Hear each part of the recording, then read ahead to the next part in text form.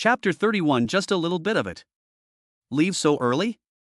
Yi Feng is obviously still a little bit unfulfilled. Originally he was planning to open 2 bottles of Maotai and drink 2 cups with his future son-in-law. Sure Han, you quickly go see Xiao Jiang off. Yi Shurhan nodded, then sent Jiang Chen out of the hotel. School brother, I hope you don't mind my dad he is like that, in fact, he is quite good. Jiang Chen raised his eyebrows. Of course, everyone wants their daughter to marry a good family.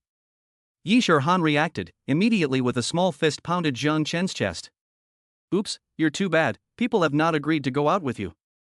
My schedule is very full, if you do not agree, there is no time. Jiang Chen laughed.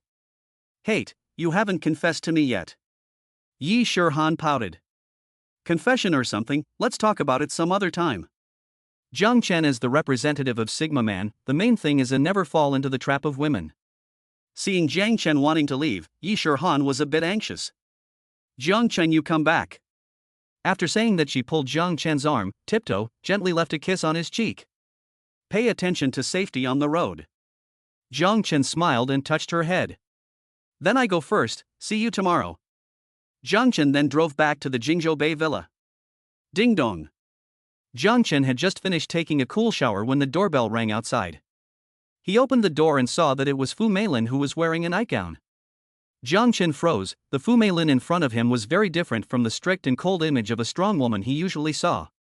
Her hair was slightly disheveled, carrying a casual beauty that contrasted sharply with her usual neat bun. Perhaps because she had just taken a shower, her face still had a faint blush on it, making her look even more charming and attractive. Fu Meilin's body was already plump, and at this time, under the pajamas, her curves were even more exposed. The hem of the pajamas fluttered gently as she walked, occasionally revealing a part of her long and slender legs, causing infinite reverie. Jiang Chen brother, just now I took a shower when the sewer is blocked, call the property also no one answered, can you help me dredge it? Unclogging the sewer? Jiang Chen froze, thinking. Is this sewer the proper kind? Yes, I'm really sorry to trouble you at this late hour. No problem, I am the best at unclogging sewers. Jiang Chen swore and patted his chest. Let's go, take me there. Fu Meilin brought Jiang Chen to her own villa, and then pointed to the living room that had already been flooded with water. I don't know what happened, it was suddenly blocked, and this hasn't happened before. Jiang Chen pulled up his pants leg, checked the situation of the sewer, and said. The problem is not big, Meilin's sister, does your family have any dredging tools? Fu Meilin nodded. I remember the storage room has, you wait a moment, I will go to get. Fu Meilin said as she walked out. Suddenly her feet slipped. Yikes!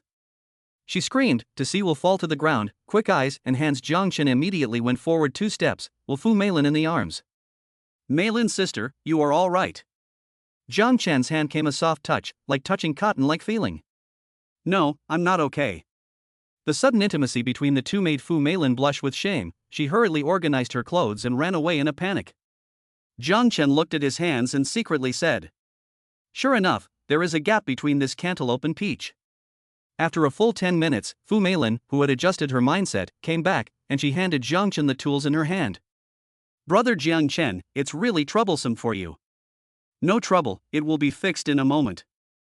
Jiang Chen received the tools, humming and puffing dry. After a while, may feel a little hot, he simply took off his shirt, bare shoulders.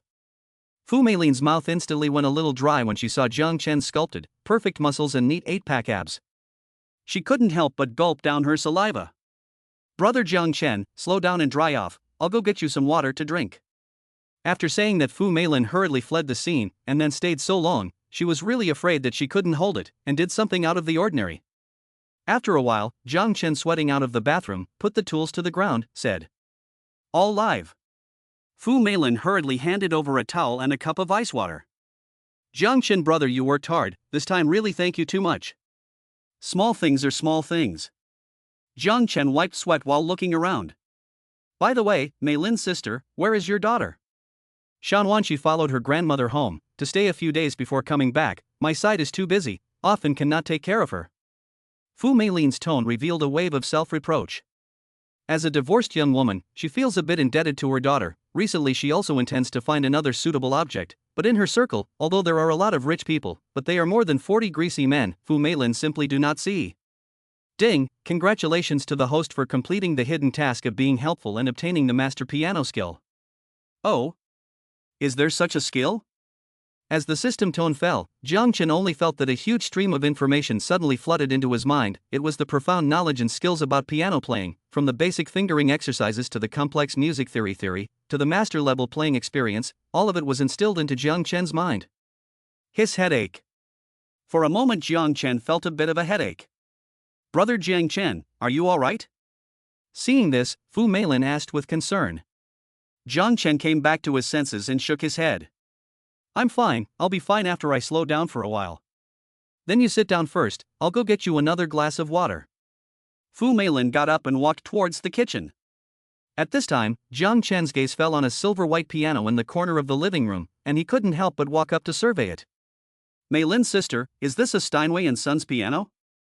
Jiang Chen's fingers gently slipped through the Steinway Sons piano's lacquer. Feeling its unique warmth and texture, his heart surged with an urge to play a song. Yes, brother, you know quite a lot about it? This is my best friend in Europe gave me a customized birthday gift. I usually do not play too much, net put here to eat dust. You also learned the piano? I know a little bit. He looked back to Fu Meilin who was carrying hot water. Can I try this piano? I suddenly want to play something. Fu Meilin was slightly stunned, then a hint of surprise flashed in her eyes. Of course, brother Jiang Chen, I didn't expect you to have such a talent. Chapter 32 Brother, I must ask for a good lesson tonight. She gently put down the water cup and retreated to the side, ready to enjoy it quietly. Jiang Chen slowly sat down and adjusted his sitting position, letting his fingers gently jump on the keys a few times, as if he was having a silent conversation with this ancient instrument. As he took a deep breath, his fingertips lightly touched the keys, and a string of clear and melodious notes instantly flowed out, the first movement of the Moonlight Sonata. The melody was soft and dreamy at first, just like the moonlight lightly sprinkled on the water, sparkling and attracting people's imagination. As the piece progressed, the melody gradually became agitated and passionate, yet skillfully returned to serenity at key moments, demonstrating masterful control and expressiveness. My God! Fu Meilin stood by the side, completely shocked by this sudden wonderful melody. She had never imagined that this teenager from China in front of her was hiding such deep piano attainments. When the last note slowly dissipated into the air, Jiang Chen gently closed the lid of the piano and turned around, right into Fu Meilin's eyes that were filled with adoration. Jiang Chen brother, you are really amazing. Fu Meilin's voice was slightly trembling. She stepped forward and gently held Jiang Chen's hand. I've never heard such a moving performance before, you are simply a genius. Jiang Chen smiled faintly, gently shook Fu Meilin's hand back. Thanks for the compliment, I just play it occasionally to relax my mood. No, you are too modest. Fu Meilin could not hide the excitement in her heart. She felt as if she had unearthed a piece of gold. Other people do not understand the piano music. It is impossible for her not to understand. After all, Fu Meilin University is a piano major. As the saying goes, outsiders look at the scene, insiders look at the doorway. Just from the point of view of this song played by Jiang Chen just now, the level absolutely crushed a group of professors at the Tokyo Conservatory of Music. Jiang Chen's brother, tell me honestly, when did you start practicing piano? It hasn't been long, probably just a few years. Jiang Chen wasn't sure how many years would be appropriate, so he blurted out a number. Impossible, absolutely impossible. Fu Meilin shouted excitedly. Unless you're a genius like Chopin and Mozart. Oh, that's a bit much, I'm not even close to them. Ding, Fu Meilin rate progress plus 5%, current progress 85%, please host seize the opportunity. To see Meilin's emotions getting more and more agitated, Jiang Chen proposed. Sister Meilin, seeing as you're also quite knowledgeable about music theory, why don't we sip a few cups and sit down for a good chat? Fu Meilin heard, immediately nodded, and said. Well, brother you wait a while, I go to the wine cellar to the collection of red wine to fetch, tonight must be a good please teach. Jiang Chen compared a okay gesture. Of course you can, in fact, my strengths can not only play the piano Fu Meilin lightly through the living room. Soon, she held a bottle of dusty Lafite Rothschild red wine, as well as 2 exquisite crystal goblets slowly out. Jiang Chen brother, this is my special collection of 82 years of Lafite Rothschild red wine, has been trying to find a special day to open, today is just right. She gently placed the wine on the table and carefully opened the cork. A mellow and charming wine aroma instantly filled the entire tea room, intertwined with the afterglow of the square piano, creating an ineffable romantic atmosphere. Jiang Chen stood up and took the wineglass handed over by Meilin. Their fingers touched inadvertently, and an electric current seemed to flow between them. He took a light sip of the red wine, letting the silky liquid slowly dissolve on his tongue, and then sighed in admiration. It's really a good wine, mellow but not too delicate, and it complements Meilin's sister's temperament. Fu Meilin sniffed, her cheeks slightly red, and her eyes flowed with more tenderness. Jiang Chen brother is really good at talking, but your zither is the most surprising. Honestly, I never thought I would have the honor of listening to such a high level of performance. She gently swayed the wine glass in her hand. The red liquid was glowing with a tantalizing luster under the light, mirroring her eyes and adding a bit of flirtation. Jiang Chen was deeply attracted by such Fu Meilin. He put down his wine glass and slowly approached. His voice was low and full of magnetism. Sister Meilin, in fact, I prefer to share more with you on a night like this, not just the music, but also the. Said here, he intentionally paused, and his gaze locked onto Fu Meilin's eyes, as if he wanted to look her over and over. Fu Meilin felt this sudden ambiguous aura, her heartbeat couldn't help but accelerate. She gently bit her lower lip, a hint of shyness and anticipation flashed in her eyes. What else, brother Jiang Chen? Her voice was as thin as a swimmer, but it was full of temptation. Jiang Chen smiled faintly, not answering directly, but gently pulled Fu Meilin's hand and guided her to sit in front of the Steinway piano. The distance between the two instantly closed, and they could almost feel each other's breath. Come, let's play a song together. As Jiang Chen's gentle words fell, the two sat side by side in front of the historic Steinway piano. Moonlight filtered through the window pane and sprinkled on the black and white keys, adding a touch of silver romance to this quiet night. Jiang Chen gently adjusted the position of Meilin's fingers, allowing her fingertips to gently touch the keys. The music flowed out slowly, at first a soft melody, like a gurgling stream, slowly winding its way through the heart. Jiang Chen's left hand was steady and deep, leading the melody, while Meilin's right hand joined in delicately. The two intertwined as if they were two souls conversing, no words needed, but better than 1,000 words. As the track progressed, the music gradually became stirring and passionate, like fireworks blooming in the night sky, brilliant and short-lived. Fu Meilin's eyes glittered with unprecedented heat. She was completely immersed in the world of music, forgetting everything around her. Just as the song was about to reach its climax, Fu Meilin suddenly couldn't hold back her inner emotions as she turned her head and looked at Jiang Chen.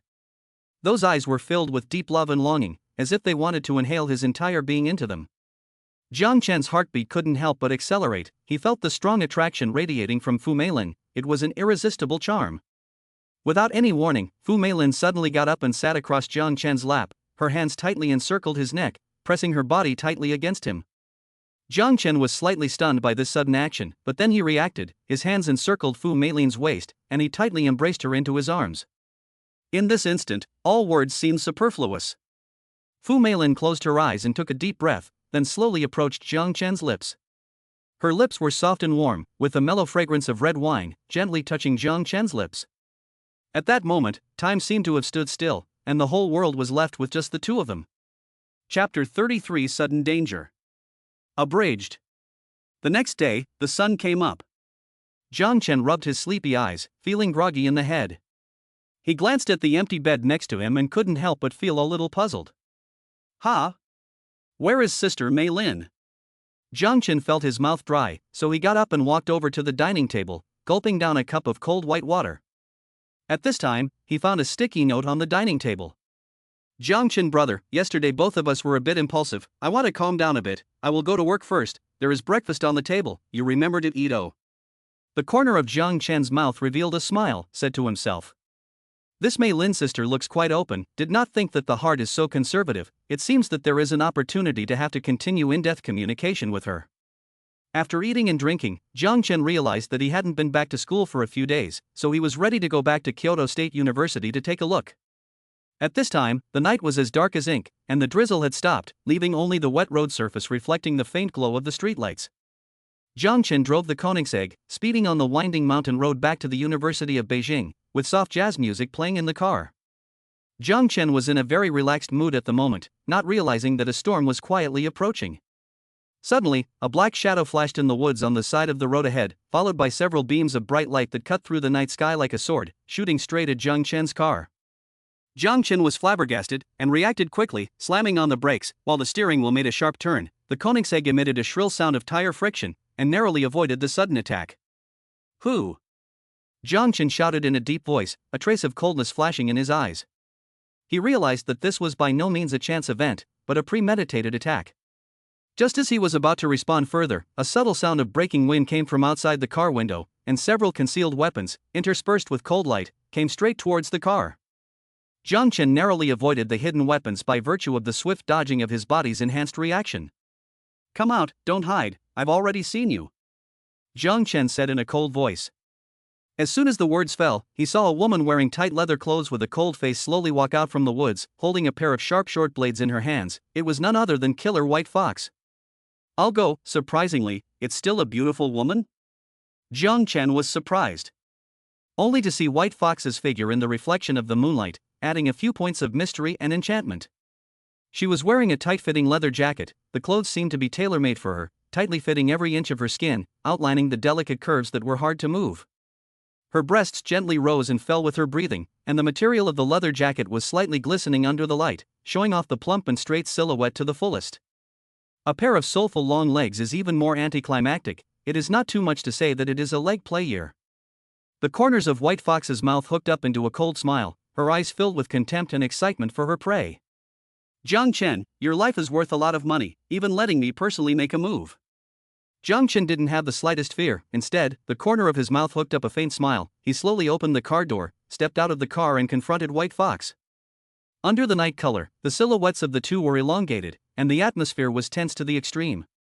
"This beauty, there is no deep hatred between you and me. Why do you want to put me to death?" Jiang Chen asked. "Taking someone's money, taking away someone's disaster, your existence threatens the interests of certain people, so you must die." White Fox's voice did not carry a trace of emotion. The short blade in his hand flashed with cold light, ready to launch a fatal blow. Before the words fell, the White Fox's figure rose up, pouncing towards Jiang Chen like a ghost. Jiang Chen's body did not move, but his eyes were as sharp as a falcon's. He knew that when facing such an expert, any hint of hesitation could be fatal. Just at the moment when White Fox's short blade was about to touch his lapel, Jiang Chen's figure sidestepped, skillfully utilizing a tiny difference in angle, causing White Fox's attack to fall short. At the same time, he formed a fist with his right hand, using the momentum to counterattack, a side punch wrapped in air bursts, directly hitting White Fox's side ribs. White Fox reacted very quickly, his body twisted in the air, landing lightly like a falling leaf. At the same time, his left hand short blade drew a silver arc, sealing Jiang Chen's attack. The two of them instantly fell into a delicate balance. Between advance and retreat, it was a contest of life and death. "Oof, a bit interesting." Jiang Chen laughed softly, his figure surged up like a cheetah striking, his legs coming together and going straight for the White Fox's face. This leg, as fast as lightning, powerful and heavy, intended to hit. White Fox snorted coldly, not retreating but advancing, hands of short blades interlaced, weaving an impenetrable knife net. Hard to Jiang Chen's leg momentum dissolved into nothing. "This kid's hands are so powerful, has he already reached the dark power?" White Fox secretly marveled in his heart. "Good, in that case, I'll have to put out my full strength as well." In the next second, Jiang Chen's legs slightly curved, his body sank. Utilizing the ground reaction force, he jumped fiercely, intending to launch a surprise attack from above. White Fox saw this, her eyes slightly condensed. She did not retreat. Instead, her figure stormed back a few steps, her hands short blade in the air to draw a brilliant silver trajectory. However, Jiang Chen's attack did not fall directly as she expected. Instead, an incredible flip in the air, feet together, into a powerful whip leg, from top to bottom, with the sound of whistling winds, straight to the top of White Fox's head. White Fox reacted very quickly, only to see her figure almost instantly completed a perfect sideways flip. Both hands short blade into two silver streams of light, accurately blocked Jiang Chen's whip leg. But Jiang Chen did not stop there. He used the reaction force of the whip leg being blocked. His figure adjusted again in the air, his hands clenched his fists, just like double cannons firing, continuously bombarding White Fox's chest and abdominal vitals. White Fox heart-shocked. She did not expect Jiang Chen's attack was so continuous, and each move is directly to the vitals. But after all, she is a top killer, in danger, instantly turned into a shield of defense. At the same time, footsteps agile, constantly wandering on the ground, at the smallest possible cost to avoid Jiang Chen's deadly attacks. However, just as the battle reached a white-hot stage, Jiang Chen suddenly made a false move, luring the White Fox to reveal a crack. Taking advantage of White Fox's slight distraction, his figure rose up like a tiger descending from the mountain, and he blasted his fist on top of White Fox's left shoulder. Bang! With a loud bang, White Fox only felt a powerful force coming from his left shoulder, and his entire body involuntarily flew backwards, and the short blade in his hand also came out of his hand, drawing two silver parabolas in the air.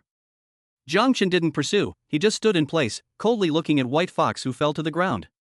Under the moonlight, her face was as pale as paper, and a trace of blood spilled out from the corner of her mouth, clearly injured.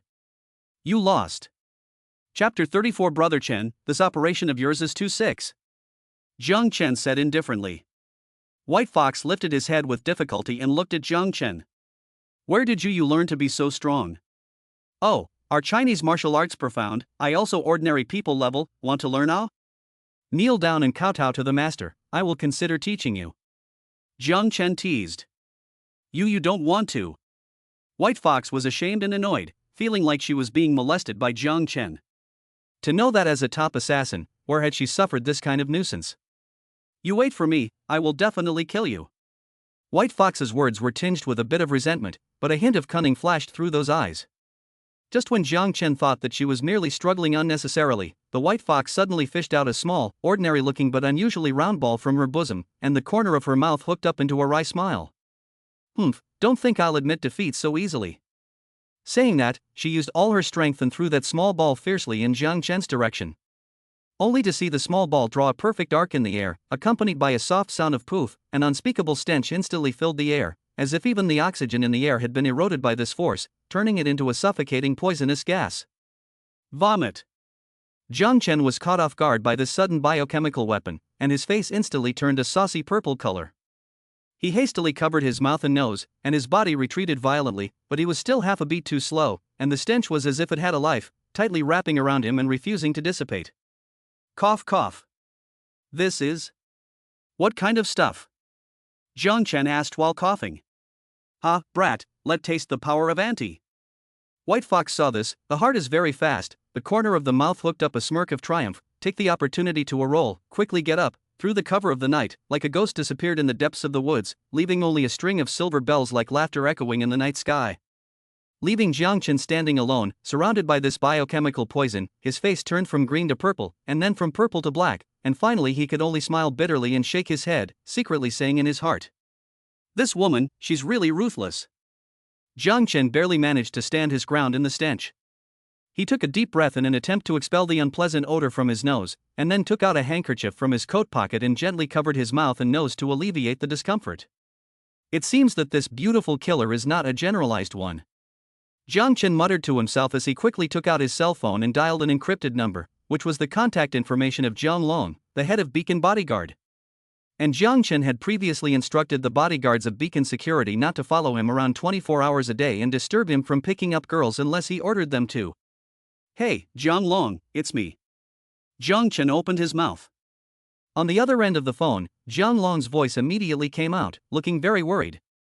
"Mr. Jiang, what's wrong? Is there any emergency?" "Indeed, it is urgent." Jiang Chen responded briefly, and then spoke in detail about the encounter he had just had, including White Fox's sudden attack and the bizarre biochemical weapon. From the sound of it, this female assassin was an uncomplicated character. Jiang Long's voice had a bit more gravity in it. "What do you think is the conspiracy behind this?" "It's not clear yet, but she's obviously prepared and has ruthless methods." Jiang Chen analyzed, "I need you to immediately use all your resources to find out the details of this woman, including her true identity, the organization she belongs to, and her possible course of action in the near future."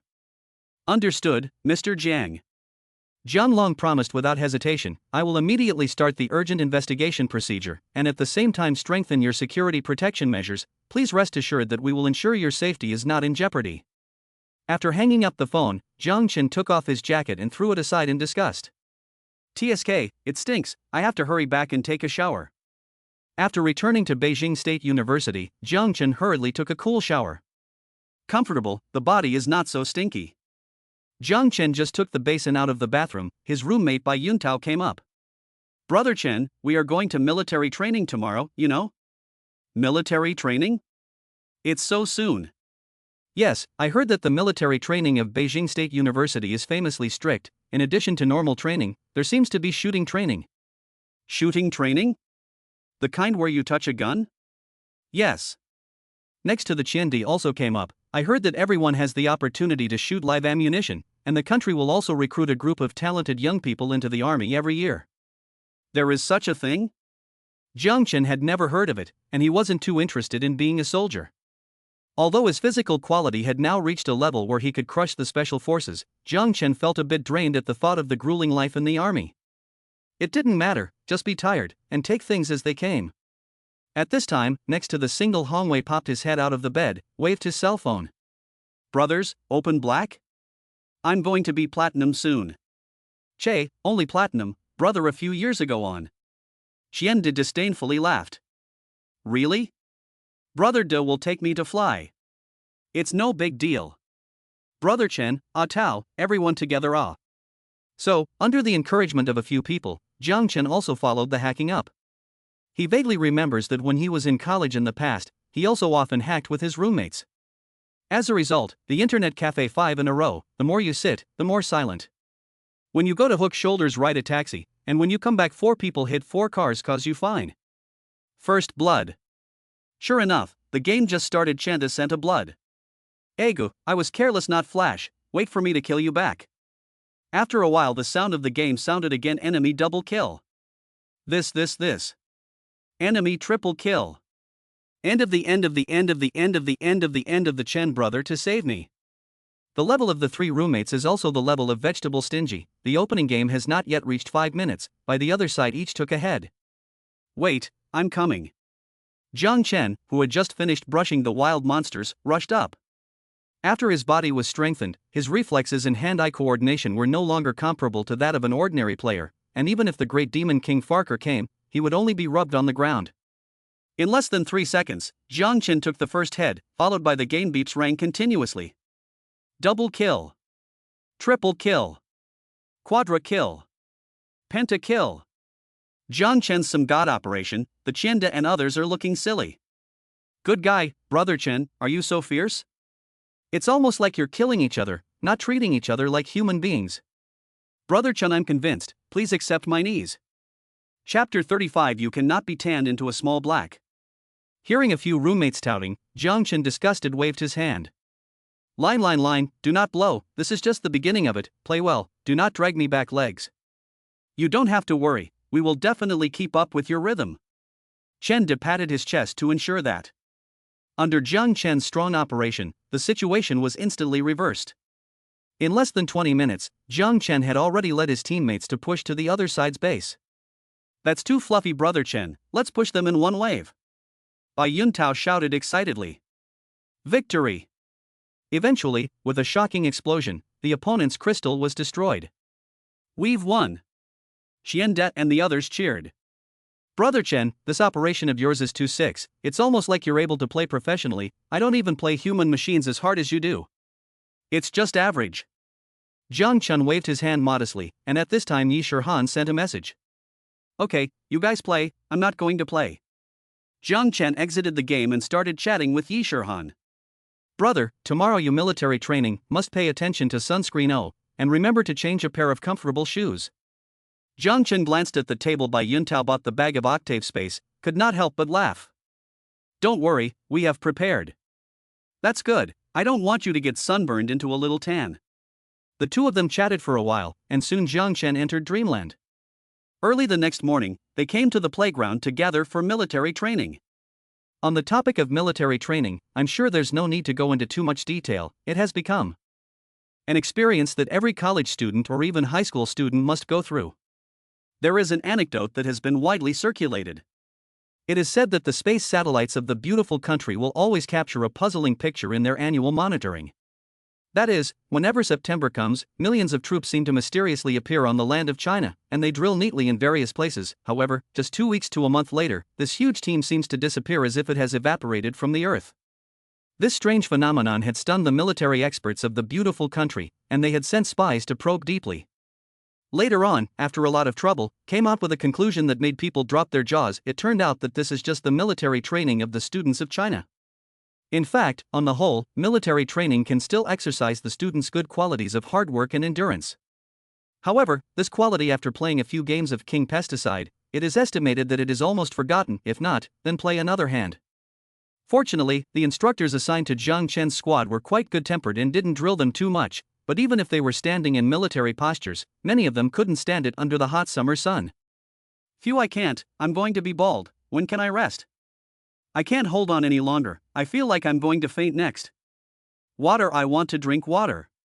Bai Yuntao and the others had complained. Chen De, who had not been exercising much, was about to faint. Even Shan Hongwei, who had been exercising a lot, couldn't hold on any longer. But Jiang Chen was an exception after experiencing body strengthening, not to mention just standing in military posture for a few hours. Even if it was the kind of brutal special training like the one in Out of the Amazon, Jiang Chen wasn't a problem. Seeing Jiang Chen's performance, the instructor couldn't help but nod his head in praise. Good physical strength. What's your name? Reporting to the instructor, my name is Jiang Chen. That's good, you're a good soldier. Have you ever thought about joining the army? No. Hearing Jiang Chen's answer, the instructor felt a bit sorry. What a pity. After saying that, he swept a glance at the other people who stood in a crooked position. He couldn't help but feel angry. Look at you guys, and then look at other people. Jiang Chen, all are standing in military posture. How come the difference is so big? Other people heard. The heart is even more bitter. Hell knows how Jiang Chen's physical strength is so good. Okay, Jiang Chen, you rest in place first. Others continue to stand for another half hour. Ah. The crowd has wailed, which has a few have long been looking at Jiang Chen. Not I boys, behind the crickets said. Jiang Chen, this kid is too good at stealing the limelight. A few brothers and so have the opportunity to teach him a lesson. I agree, not just rely on the family has a few money it, here to pretend what it, lousy I punch down. He had to kneel down and call his father. The person who said this is called Ma Ku, under the founder of Hunyuan Taijiquan teacher Ma Baogua, practicing martial arts since childhood. A hand of 5 continuous whip is perfect. Brother Ma, are you really going to teach him a lesson? Is that a lie? When we find an opportunity, we'll put him in a deserted place, and then he'll be honest. This kind of fighting and brawling thing, Marco did not do a lot of things before, many before the arrogant guy was beaten up. After seeing him again in the future, all around the way to go. So Marco decided to let Jiang Chen up a lesson. At this time, Jiang Chen heard the instructor let himself rest, so he sat directly under the shade of the tree. My throat was a bit dry, I should have brought a bottle of water. Jiang Chen cleared his throat, looked around, and did not find a place to sell water. At this time, not far away came a girl. She was wearing a simple white t-shirt, and underneath was a pair of jeans that had been washed and somewhat yellowed, and although she had a plain face, her face value was surprisingly high. The most striking thing was her hairstyle, a pair of ponytails tied playfully on both sides of her head, swaying gently with her steps, as if two dancing elves. The girl was holding a bottle of Farmer's 3-Punch mineral water in her hand, walking towards Jiang Chen somewhat shyly. Why does this girl look a bit familiar? Jiang Chen thought to himself. Hello, Mr. Jiang Chen, do you still remember me? The girl smiled lightly, revealing 2 cute dimples. Are you Yu Youwei? Aha! The girl nodded, obviously very happy. I didn't expect you to remember me, I thought you had forgotten. Yu Youwei handed Jiang Chen the mineral water in her hand. You are thirsty, right? My money is only enough to buy this, you do not mind.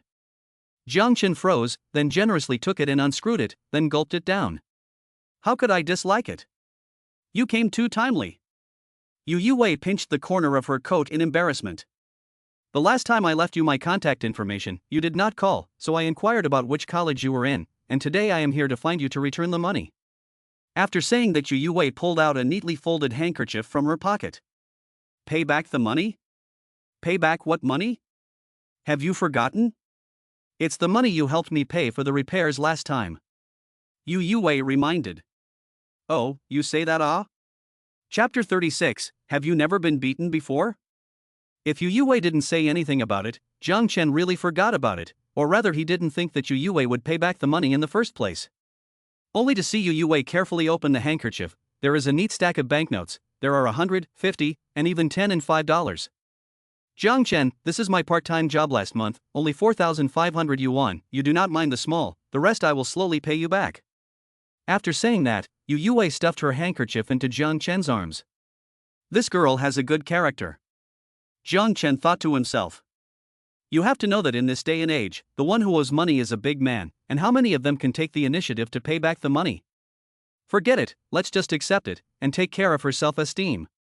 Jiang Chen secretly said, he could tell that although this Yu Youwei was soft and weak in appearance, she was stubborn in her bones. If he insisted on not accepting it, it might be counterproductive, so he would just find a chance to give her the money to spend in the future. Then I'll be polite. Jiang Chen put the money into his pants pocket after saying that. Aha! Seeing Jiang Chen take the money, Yu Youwei was relieved, although she didn't have any money, but she also didn't want to owe Jiang Chen a favor, then she would be uncomfortable in her heart. But the ambiguous behavior between the two, but was not far away in the hot sun under the military training students to see clearly. Everyone couldn't help but talk about it. Look at that pretty girl, she can't be Jiang Chen's girlfriend, right? Damn it. It's only been a few days since he enrolled in school, and Jiang Chen has taken such a beautiful girl? Damn it, this girl doesn't look like the kind of vulgar powder that can be compared to, but even by this guy Jiang Chen to pick up. When Marco and the others saw this, they were so angry that their back teeth were almost clenched. But the instructor hadn't given the order to take a break yet, so they could only look at Jiang Chen and Yu Youwei spreading dog food in anger. There was nothing they could do about it. Alright, today's training ends here, all of you, dismissed in place to rest. Finally, after a full hour, the instructor gave the order to rest. Are you hungry? Let's go eat something together. Jiang Chen proposed. This is not too good. Yu Youwei was shy, she hadn't eaten with the opposite sex in her entire life. It's just a meal, what's wrong with that, let's go.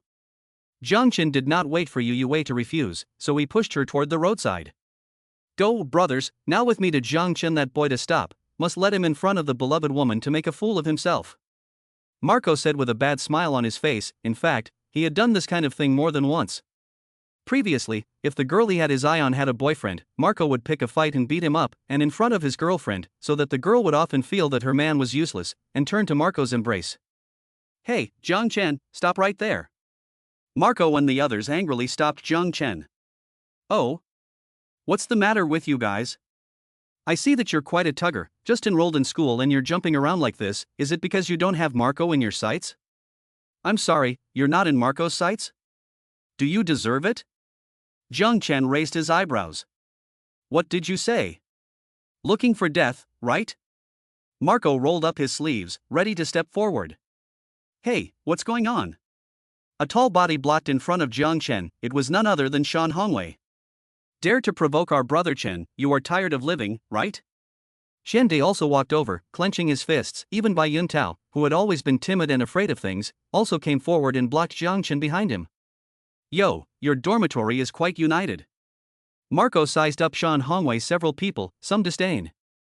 However, fighting is not just relying on the head.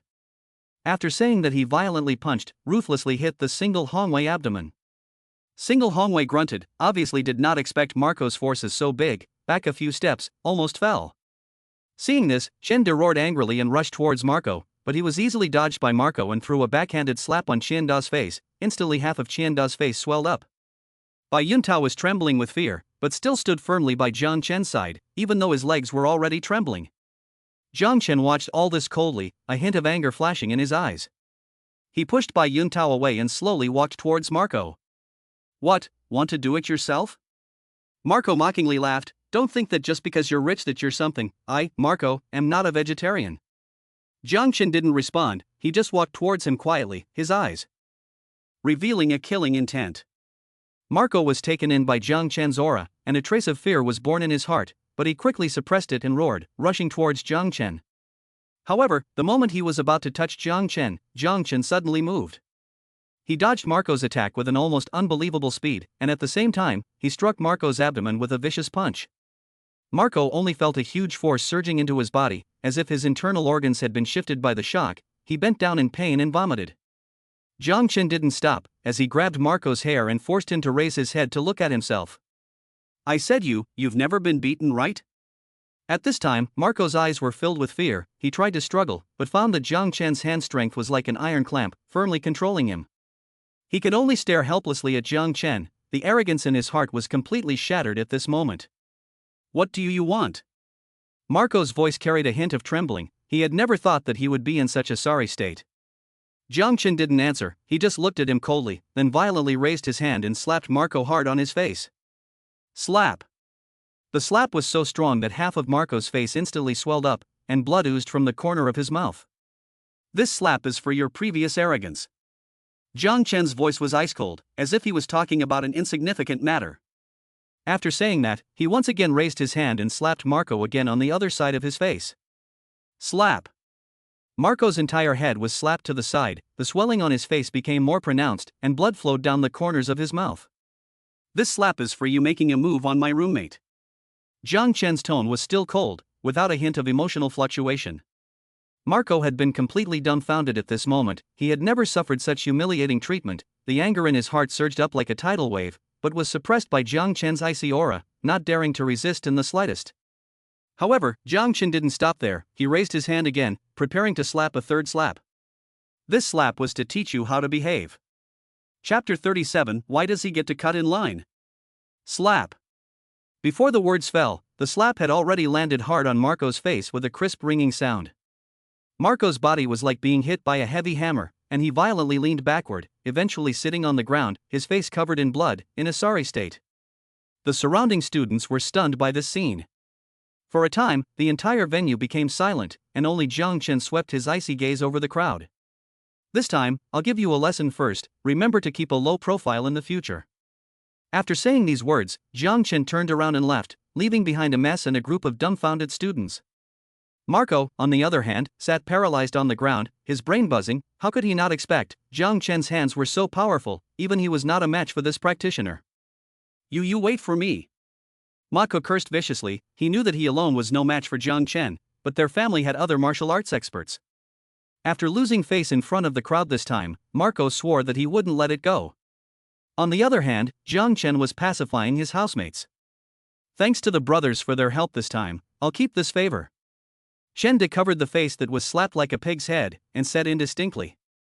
Small matter, Brother Chen, it is a small matter. Yes, Brother Chen, are brothers, so it would be out of place. Shan Hongwei added. Jiang Chen nodded. He knew that these roommates are righteous people. Thank you words do not need to say too much. Well, wait for another day. I sit east, invite a few brothers to eat. Jiang Chen said. Brother Chen, you are too polite. Right, Brother Chen, what meal is not a meal? There is no need to hold these. Jiang Chen nodded his head, not to be polite with them, but took Yu Youwei into the Koenigsegg. At this time, Yu Youwei is still a little shocked. Jiang Chen, you just did not hurt it? No, dealing with that kind of goods, how could I possibly get hurt? That's good. Yu Youwei has never fought with anyone since she was a child, so she is very scared. Okay, let's go eat. Jiang Chen started the car, stepped on the gas, and the Koenigsegg sped off into the distance like a wild horse. Ding, congratulations to the host to complete the hidden task. When it is time to take action, reward Wheaton Western Restaurant ownership. Wheaton Western Restaurant? Jiang Chen remembered that this restaurant was quite famous in the capital city, and seemed to be one of the few Michelin 3-star restaurants. So he turned his head and asked Yu Youwei. You're hungry, right? I'll take you to something. Yu Youwei shook her head. Jiang Chen, no need to break the bank, I am not hungry. Then you can accompany me to eat. After saying this, Jiang Chen didn't wait for her to refuse, so he immediately searched the navigation and turned the car around to drive towards the location of the restaurant. After a short while, the Koenigsegg was steadily parked in front of the Wheaton restaurant. At this time, it was the peak of the dining season, and there was already a long queue at the entrance, tens of meters long. It seems that the business of this restaurant is quite hot. Jiang Chen sighed. Jiang Chen students, this restaurant is too expensive, and outside a lot of people, we do not think we can get in. Yu Youwei, who was from a poor family, grew up even to the number of times the ordinary restaurants are only a handful of times, not to mention this kind of high-class restaurant. If she came alone, she probably wouldn't even have the courage to go in. It's okay, just follow me, no one dares to stop you. Jiang Chen took Yu Youwei's hand and walked towards the inside with big strides. Yu Youwei's body trembled like an electric shock the moment she was held up by Jiang Chen. She did not expect Jiang Chen to be so direct. Jiang Chen, this isn't good. Yu Youwei was about to remind, but she was pulled inside by Jiang Chen. The staff of Wheaton had already had their memories modified by the system and immediately recognized the new boss, rushing forward to greet him, saying, Mr. Jiang, why are you here? I brought a friend for dinner. The waiter immediately made a welcoming gesture. Quickly, Mr. Jiang, please come inside. Jiang Chen nodded and led the dumb Yu Youwei into the restaurant. At this time, there is a queue of customers are not happy. There is an arm tattooed with a dragon tattoo of the big man scolded. I said the waiter, what are you doing to eat, did not line up to let into it. That is, what quality ah? Quickly let him out. The waiter hurriedly came out, whispered and reminded. Sorry everyone, just now that person is the boss of our Wheaton restaurant. The old boss. The big man, instantly confused, he swallowed a mouthful of saliva, said. I said it, I did not expect your boss so young, really a talent ah. Yes, this young man has an extraordinary temperament at a glance, just now I felt that he is not simple. Someone next to me agreed. The waiter heard, cannot help but rolled his eyes. Really a bunch of wall grass. Inside the Wheaton Western restaurant, the lighting was soft and the atmosphere was elegant. The luxurious decorations and silver tableware all emphasized the high class of this Michelin 3-star restaurant. Jiang Chen and Yu Youwei were led by the waiter to a window seat. This position can see the bustling street scene outside, but will not appear too noisy. Yu Youwei looked a little uneasy. This kind of upscale restaurant is too unfamiliar to her. She was afraid that her every move will seem out of place. Jiang Chen, on the other hand, appeared to be much more relaxed. He picked up the menu, swept a glance, and then handed it to Yu Youwei. You can order whatever you want, don't have to be polite with me. Yu Youwei took the menu, and the names and prices of the dishes on it made her eyes widen. This is too expensive. She hesitated for a moment, but finally handed the menu back to Jiang Chen and said in a small voice. It's better for you to order, I don't know what to order. Jiang Chen smiled faintly and didn't force himself, calling the waiter. A Wellington steak, medium rare, top quality Wagyu beef, and a French baked snail with your special herb garlic butter. And one foie gras too, with fresh figs and lightly toasted toast. That's all for the appetizers, let's start with those. The waiter nods in confirmation while taking quick notes. Yes, Mr. Jiang. Yes, Mr. Jiang. For the main course. Jiang Chen thought briefly, a black truffle pasta. Remember that the truffles should be fresh, and also, your signature seafood platter. It should include lobster, king crab and scallops, braised in white wine, to maintain the original flavor of the seafood. Yu Youwei listened on the sidelines. The names of these dishes were like the existence of another world to her. She couldn't help but quietly survey Jiang Chen, secretly admiring his insight and taste in her heart. After Jiang Chen finished ordering the main course, he asked the waiter for today's dessert and drink recommendations. After learning that there was a special blueberry mousse and a newly imported red wine from the Towering Kingdom, he ordered both without hesitation. Okay, Mr. Jiang, is there anything else special we can prepare for you and this young lady? Chapter 38 Jiang Chen, something happened at my home. The waiter asked respectfully. Jiang Chen looked at Yu Youwei and saw that she was a little nervous, so he smiled and said. No, that's it, serve the food as soon as possible, we are hungry. Yes, Mr. Jiang, please wait a moment, it will be ready soon. The waiter said, turned around and left quickly. Yu Youwei finally had a chance to speak, she said with some embarrassment. Jiang Chen, you ordered so many dishes, will it be too expensive? Jiang Chen smiled and comforted. Don't worry, eating at a restaurant you own, where is the reason to spend money? This restaurant is really you open? Yu Youwei is a bit confused. In her cognition, the owner of the town's Fully Hotel is already the richest man in the town, and Jiang Chen can open such a luxurious restaurant. That would have to be rich into what kind of awe? Is that still a lie? So you just open your stomach to eat as much as I count. As he spoke, the dishes Jiang Chen ordered were delivered one by one. Seeing the table full of lobsters, steaks, scallops, Yu Youwei was so surprised that she couldn't speak. What are you waiting for? Quickly eat Jiang Chen reminded. Good. Yu Youwei carefully picked up a lobster, looked left and right, and realized that there was no way to start, so she had to carefully put it back on the plate again. Then she picked up the knife and fork, but realized that she did not know how to use it, and could only hang awkwardly in mid-air, paired with a dumbfounded expression that was even a little bit cute. Jiang Chen glanced at Yu Youwei's dumbfounded expression and almost couldn't help but laugh. He hurriedly cut off a piece of steak and put it on her plate, saying, Try this first. Oh good. Yu Youwei gently picked up the steak with her fork and then chewed a small mouthful, revealing a look of surprise. So this is what steak tastes like? You have never eaten? No, my family rarely eats meat. Yu Youwei smiled lightly, revealing a row of snow-white teeth, just a little salty. She picked up the lemonade next to her and took a small sip. This is also good.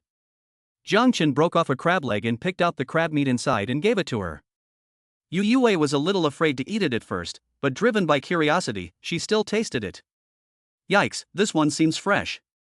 Yu Youwei smacked her lips. This kind of crab should be quite expensive, right? It's not expensive, just a few $1,000s per crab. Thousands of dollars? Yu Youwei opened her mouth wide in surprise, almost able to swallow a large sausage. She had worked hard for 2 months and only had enough money to eat one crab? Now she didn't even dare to move her chopsticks. Eat, what are you waiting for? Jiang Chen took a sip of red wine and asked. I'm not too hungry, you eat more. Gulp. Before the words fell, Yu Youwei's stomach rumbled indisputably. Her face instantly changed from white to red, and she shyly lowered her head, not daring to look at Jiang Chen. Jiang Chen also saw Yu Youwei's abnormality, so he laughed and said, "I lied to you, it's not that expensive, it's only a few $dozen. It's just a few $dozen." Hearing this figure, Yu Youwei breathed a sigh of relief. She naively believed Jiang Chen's words, not that she was too stupid, just in Yu Youwei's perception, selling thousands of dollars of crabs, that really is no different from robbery. But even so, Yu Youwei did not dare to eat openly. After all, she felt that she and Jiang Chen is just an ordinary friend relationship, eat people too much inappropriate. Jiang Chen, on the other hand, the order of the meal was swept away, and then satisfied patted his stomach. "Full, go, I send you back." After saying that he was ready to send Yu Youwei back to school, Mr. Jiang Yu go slowly. The manager of the restaurant with the waiter rushed to send Jiang Chen away. Ding bell. At this time, Yu Youwei's cell phone suddenly rang. Seeing the caller ID, Yu Youwei's heart tightened. It was her mother calling. Yu Youwei knew that if there was no emergency, her mom usually wouldn't call. "Hello, what's wrong, Mom?" "Weiwei, something happened at home." A woman's crying voice came from the other end of the phone. Hearing the woman's cries, Yu Youwei's expression instantly froze. What? What? How could they do this? How can they do this? It's useless to call the police, they will come back after the police leave, and the police can't do anything about it. After a moment, Yu Youwei anxiously asked, "Mom, you wait at home, I will now go over." After saying this, Yu Youwei hung up the phone and said to Jiang Chen, "Jiang Chen, something happened at my home, now I have to go back, thanks for your hospitality today." Ding, detected the appearance of a hidden mission, send Yu Youwei home and solve the might at home, you can get the corresponding reward. What happened at your home? No, nothing.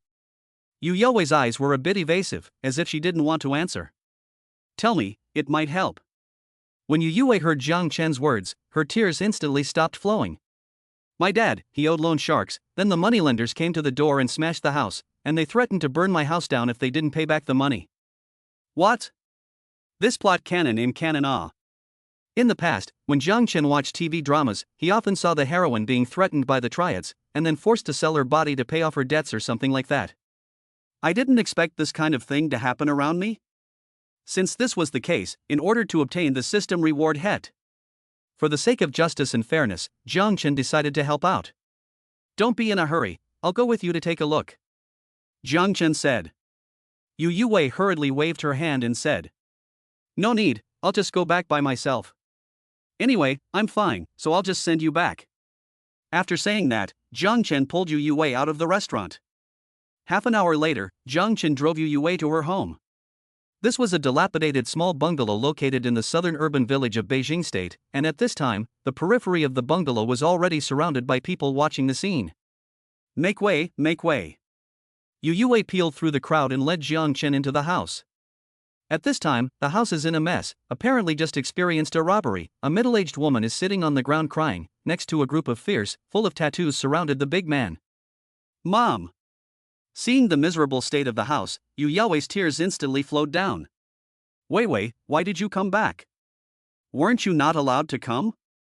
Seeing Yu Youwei, the woman stood up in a hurry. When such a big thing happened at home, how could I not come back? Yu Youwei said with a crying voice. Her gaze turned to the group of big men, a trace of fear flashed in her eyes, but it was quickly replaced by determination. She knew she couldn't back down and had to stand up to protect the family. Who are you guys? Why are you in my home? Yu Youwei tried to remain calm and questioned the group of big men. Yo, is this your daughter? Not bad looking. Chapter 39, Goods like you, how dare you ask for a debt? One of the big men looked Yu Youwei up and down with a lewd smile on his face. Unfortunately, the money your father owes us is still unpaid, so we had to come and collect some interest. You are trespassing, it is against the law.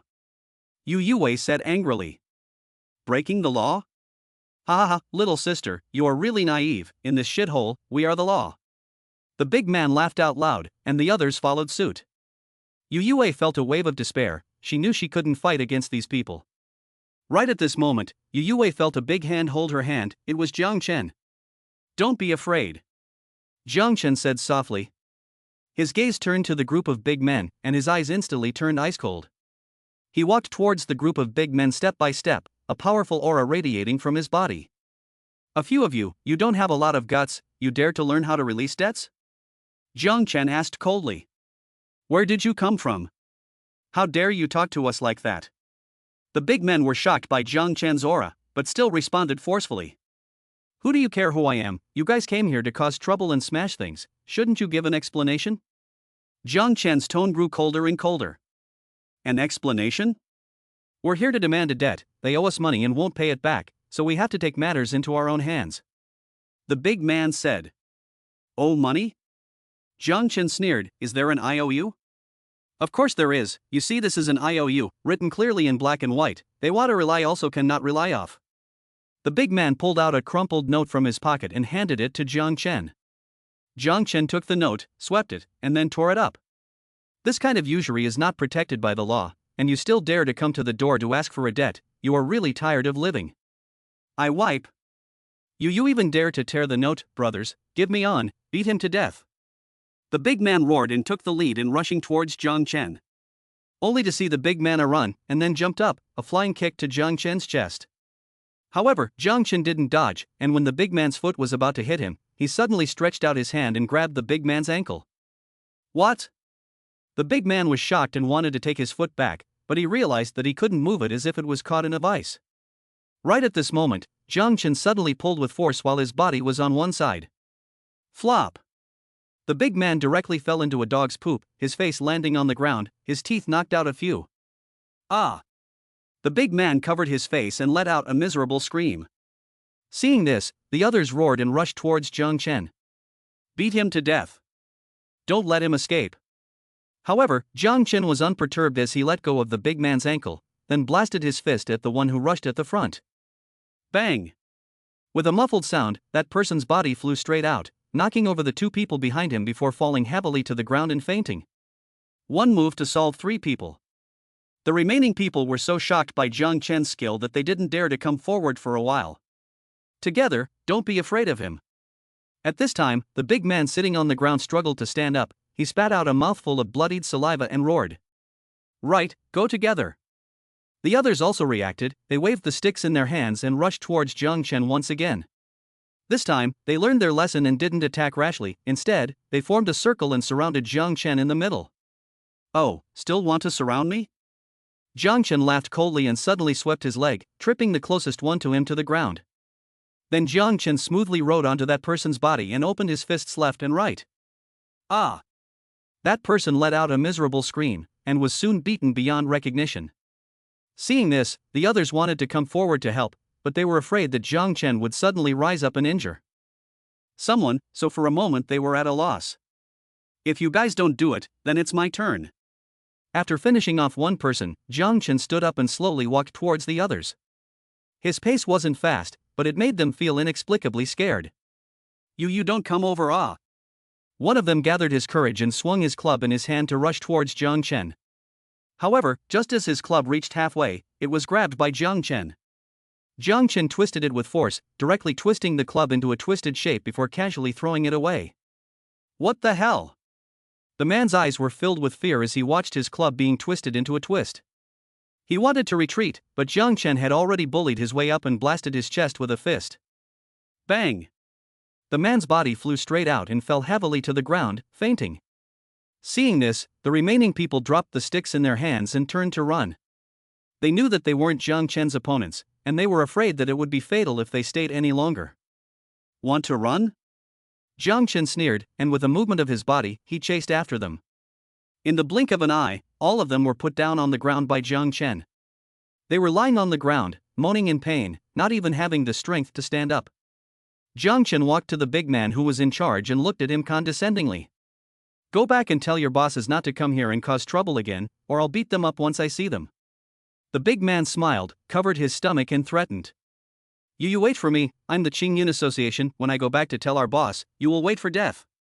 Oh, the Green Cloud Society again? Recently, Jiang Chen's ears have been almost calloused by this name. It seems that this Qingyun Association's power has spread all over the capital state, all kinds of illegal activities have their shadow. Jiang Chen secretly said. At the same time, he also realized that gangs like this that dared to blatantly break the law had protective umbrellas behind them, and their status was not low.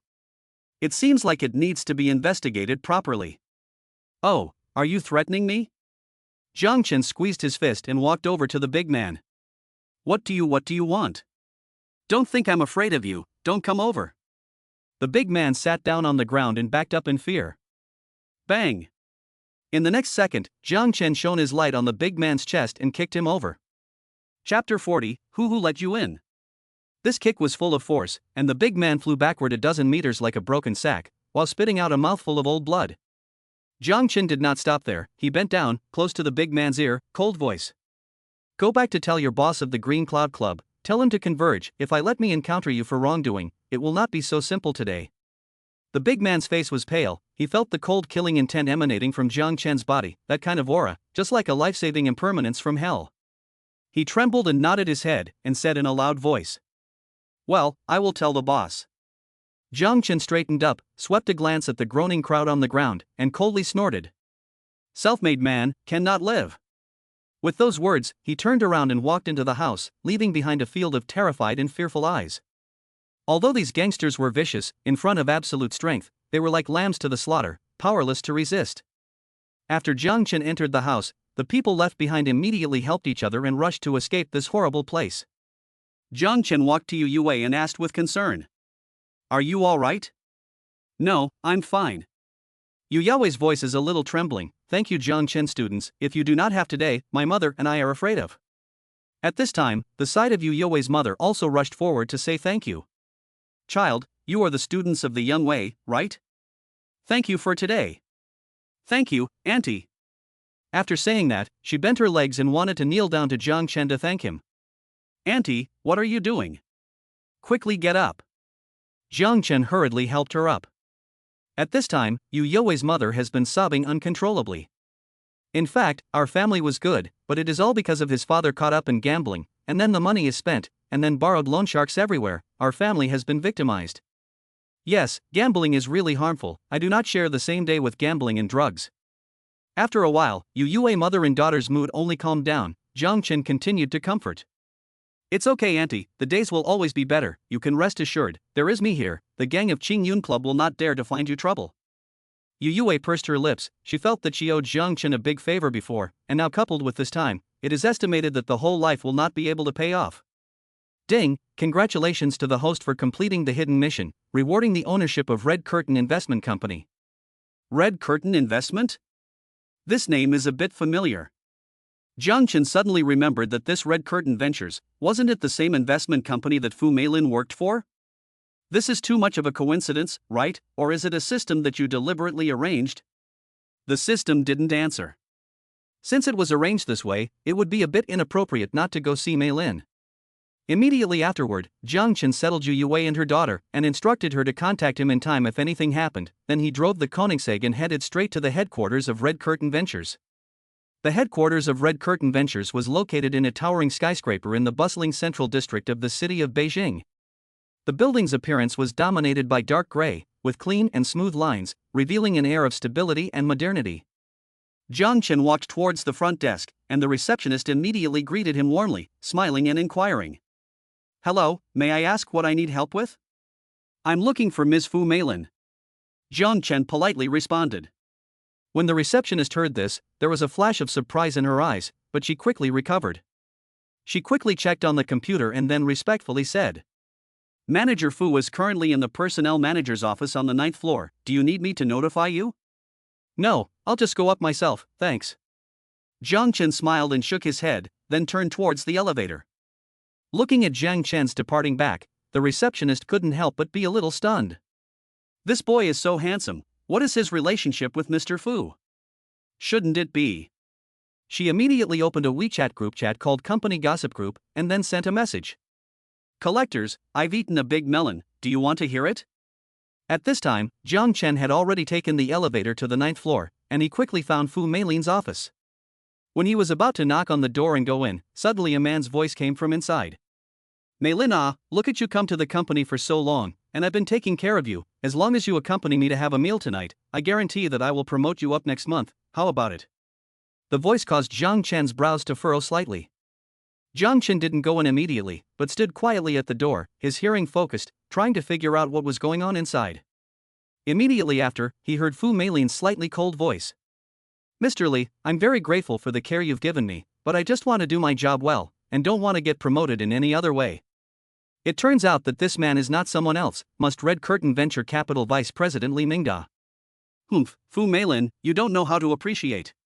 Li Mingda's voice suddenly became gloomy. "I give you the opportunity, but others begged for it. You do not think I do not know that little bit of your heart is not just want to climb up the ladder? As long as you come with me tonight, I guarantee that you will be able to sit in the position of regional manager tomorrow." Hearing this, a trace of coldness flashed through Jiang Chen's eyes. He didn't expect that this Li Mingda would be so despicable as to openly coerce Fu Meilin in the office. At this moment, Fu Meilin's voice also took on a hint of anger. "Mr. Li, please respect yourself.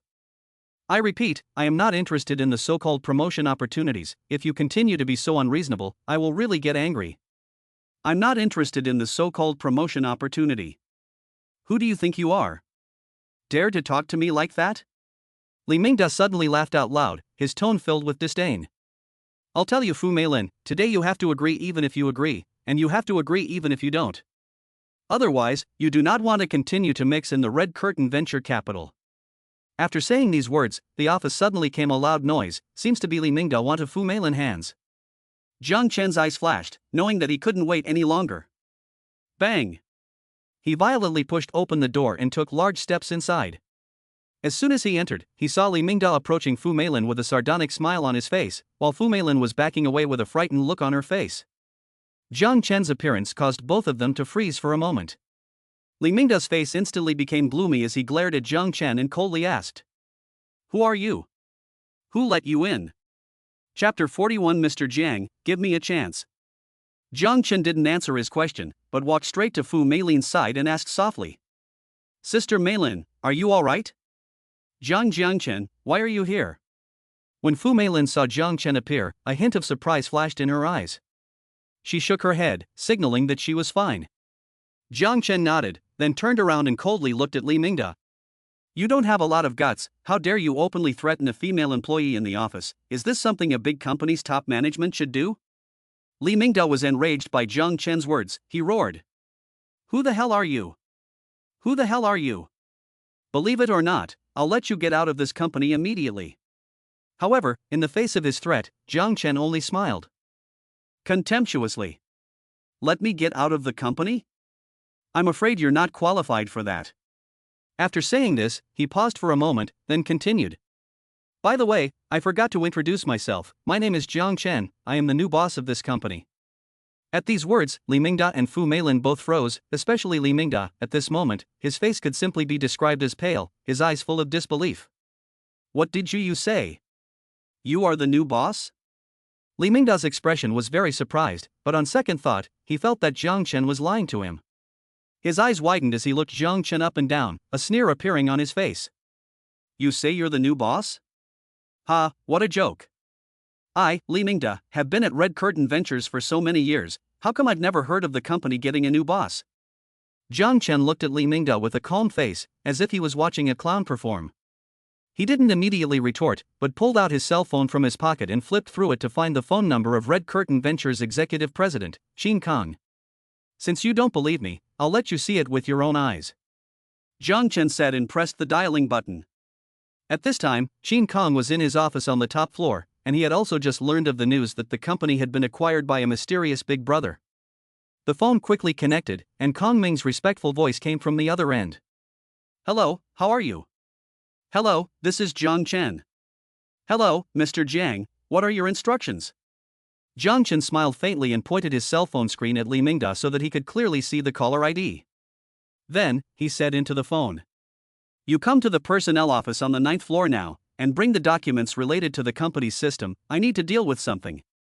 After saying that, he hung up the phone and looked at Li Mingda. At this time, Li Mingda's face has become very ugly. He stared wide-eyed, staring at Jiang Chen's cell phone screen, as if to see a hole. You really are." Li Mingda's voice trembled, clearly frightened. Jiang Chen ignored him, but turned to look at Fu Meilin and asked softly, "Sister Meilin, has this person ever done anything excessive to you before?" Fu Meilin hesitated for a moment, then nodded. His words were rather light before, and recently he even started trying to move his hands and feet. I know. Jiang Chen nodded and interrupted her words. Don't worry, I will give you an explanation for this matter. After saying that, he once again looked at Li Mingda, and his eyes had become ice cold. Li Mingda, what else do you have to say now? Li Mingda has completely panicked at this moment. He knows that he really kicked the iron plate this time. He quickly begged. Jiang, I was wrong, please give me a chance, I will definitely work well in the future, never dare again. However, Jiang Chen did not pay attention to his pleas. He knew that if people like Li Mingda were not severely punished, they would only become more unscrupulous in the future. Soon after, Executive President Qin Kong hurriedly arrived at the office. As soon as Qin Kong pushed open the door, he sensed the tense to almost frozen atmosphere in the office. His gaze quickly swept between Jiang Chen, Li Mingda and Fu Meilin, and his heart instantly became clearer. Especially when he saw Jiang Chen's ice-cold, frosty expression, he knew that someone had definitely messed with this new boss. Mr. Jiang, you're looking for me? Qin Kong tried to make his voice sound as smooth as possible, even though he had already sensed something bad. Jiang Chen didn't have any unnecessary nonsense, he directly pointed at Li Mingda, his voice cold as ice. This person, from now on, is no longer an employee of Red Curtain Ventures. You immediately go through the procedures of his dismissal, and then call the police, and say that he's sexually harassing the company's employees. Qin Kong heard the words, his heart was shocked. Although he didn't know exactly what had happened, Jiang Chen's order was clear enough. Without any hesitation, he immediately nodded his head and responded. Yes, Mr. Jiang, I'll get on with it. Li Mingda was completely paralyzed on the ground at the moment, his face was ashen, and his eyes were filled with despair. He knew he was finished, completely finished. He tried to open his mouth to beg for mercy, but as if something was blocking his throat, he could only let out a weak moan. Immediately afterward, Qin Kong turned around and was about to leave the office. Seeing this, Li Mingda quickly jumped up and pulled Qin Kang's leg, pleading. Mr. Qin, save me, I don't want to go to jail. Qin Kong glanced at Li Mingda with disgust, shook off his hand with force, and said coldly. Vice President Li, you seek your own happiness. After saying that, he walked out of the office in big strides. Li Mingda sat paralyzed on the ground, his eyes losing focus. Jiang Chen looked at Li Mingda's miserable state, without the slightest bit of pity in his heart. He turned to look at Fu Meilin and asked softly, Sister Meilin, are you all right? Fu Meilin shook her head and looked at Jiang Chen gratefully. Jiang Chen, thank you. Jiang Chen smiled faintly and said. No need to thank me, this kind of scum should have been punished a long time ago. Fu Meilin heard, a warm current welled up in her heart, looking at Jiang Chen, her eyes full of gratitude and admiration. She knew that if Jiang Chen hadn't appeared in time today, the consequences would have been unimaginable. And Jiang Chen had not only saved her, but had also taken out a bad breath for her, so how could she not be grateful? But at this moment, she still had many questions in her heart. Jiang Chen, how did you, suddenly, become the boss of Red Curtain Ventures? Although Jiang Meilin knew that Jiang Chen's background was certainly not simple, but the behavior of acquiring Red Curtain Ventures was really too out of her expectation. To know that a large investment company like Red Curtain Ventures, which was in charge of tens of billions of dollars, was not something that could just be acquired. These are all operations at home, and I don't know much about it. Jiang Chen had long thought of an excuse, and anything that the system rewarded him with could be put off with this reason. Jiang Chen nodded, and then digressed. By the way, Meilin's sister, where is the chairman's office? Take me to see it. Chapter 42. Indeed, it is a good place for the office. Fu Meilin sniffed, slightly stunned, then smiled and nodded, saying softly. Okay, I will take you here. With that, she stood up and led Jiang Chen towards the chairman's office. The chairman's office was located on the top floor of the Red Curtain Mansion, which not only had a wide view, but was also extremely luxuriously decorated. The entire office was spacious and bright, with an area of hundreds of square meters. The floor was covered with soft carpets, and the sound of footsteps could barely be heard when walking on it. The walls of the office were hung with several valuable paintings and drawings of famous artists, and the most striking thing was the large desk.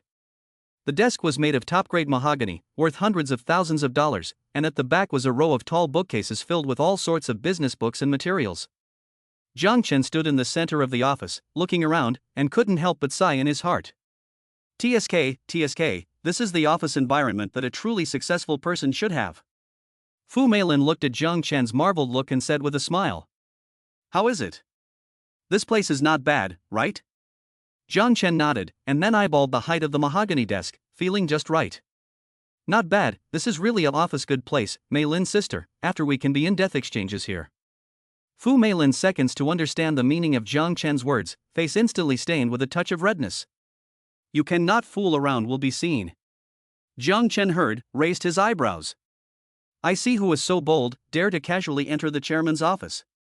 Fu Meilin covered her mouth and laughed. Yes, Mr. Jiang, you are the most powerful, but like this level of office, are equipped with a restroom. Oh? There is a restroom? Jiang Chen had never heard of this, and felt that he was a bit out of the loop. Fu Meilin nodded her head, and then after a bit of rummaging, she found an exquisite remote control. The lounge is right behind the bookshelf, oh. Saying that, she gently pressed a button on the remote control. With a slight mechanical sound, the bookcase slowly moved away to the sides, revealing a hidden portal.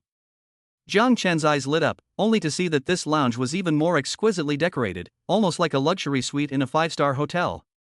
Soft king-sized beds, high-grade sofas, exquisite coffee tables, and even a separate bathroom facility were all available. This is too extravagant, isn't it? Jiang Chen couldn't help but sigh with emotion, and at the same time, he was secretly happy in his heart that it would be much easier to communicate with Fu Meilin in the future. Fu Meilin pursed her lips and said somewhat mischievously. How is it? This lounge didn't let you down, right?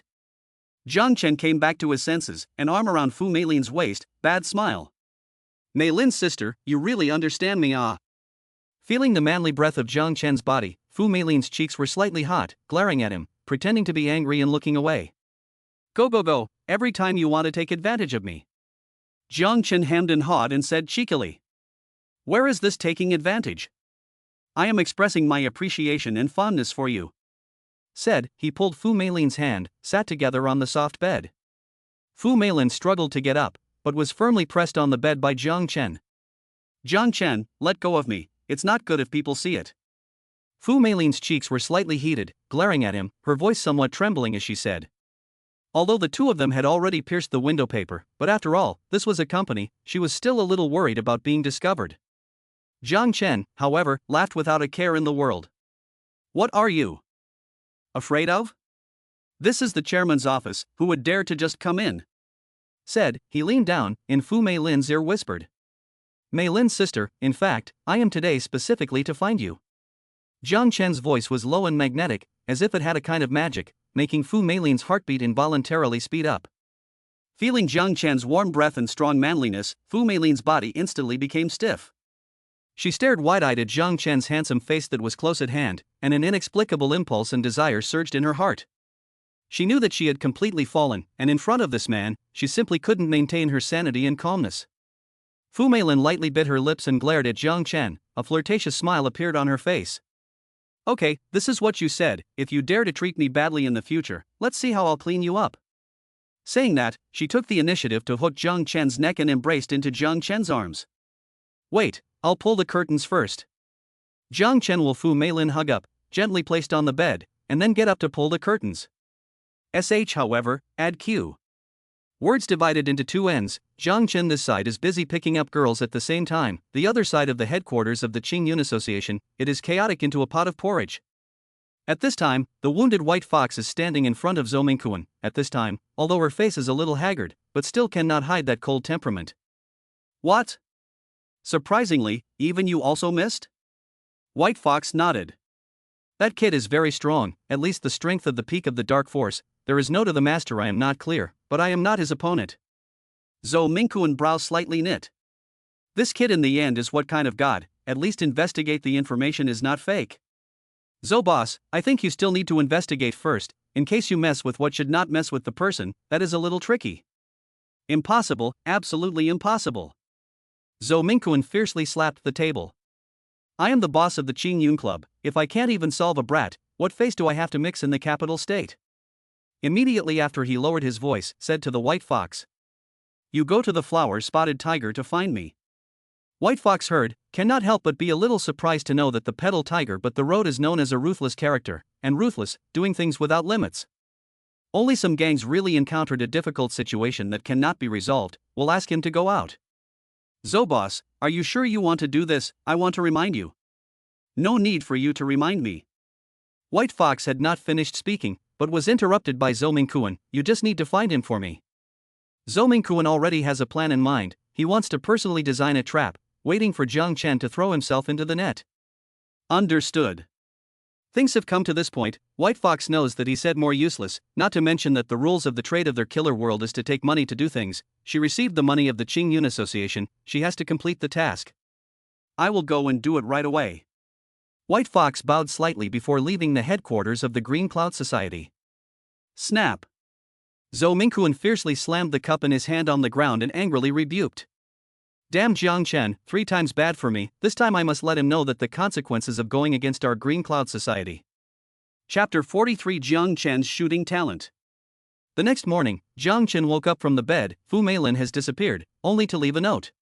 Stinking younger brother, yesterday let you toss tonight, sleepy, I go to work first, breakfast I give you a good, remember to eat. I'm going to work first, I'll make you breakfast, remember to eat. Jiang Chen shook his head, thinking that Meilin is really dedicated. Now that she is his woman, she still goes to work on time? Otherwise, why don't we just give her a promotion in the future, or make her his personal secretary?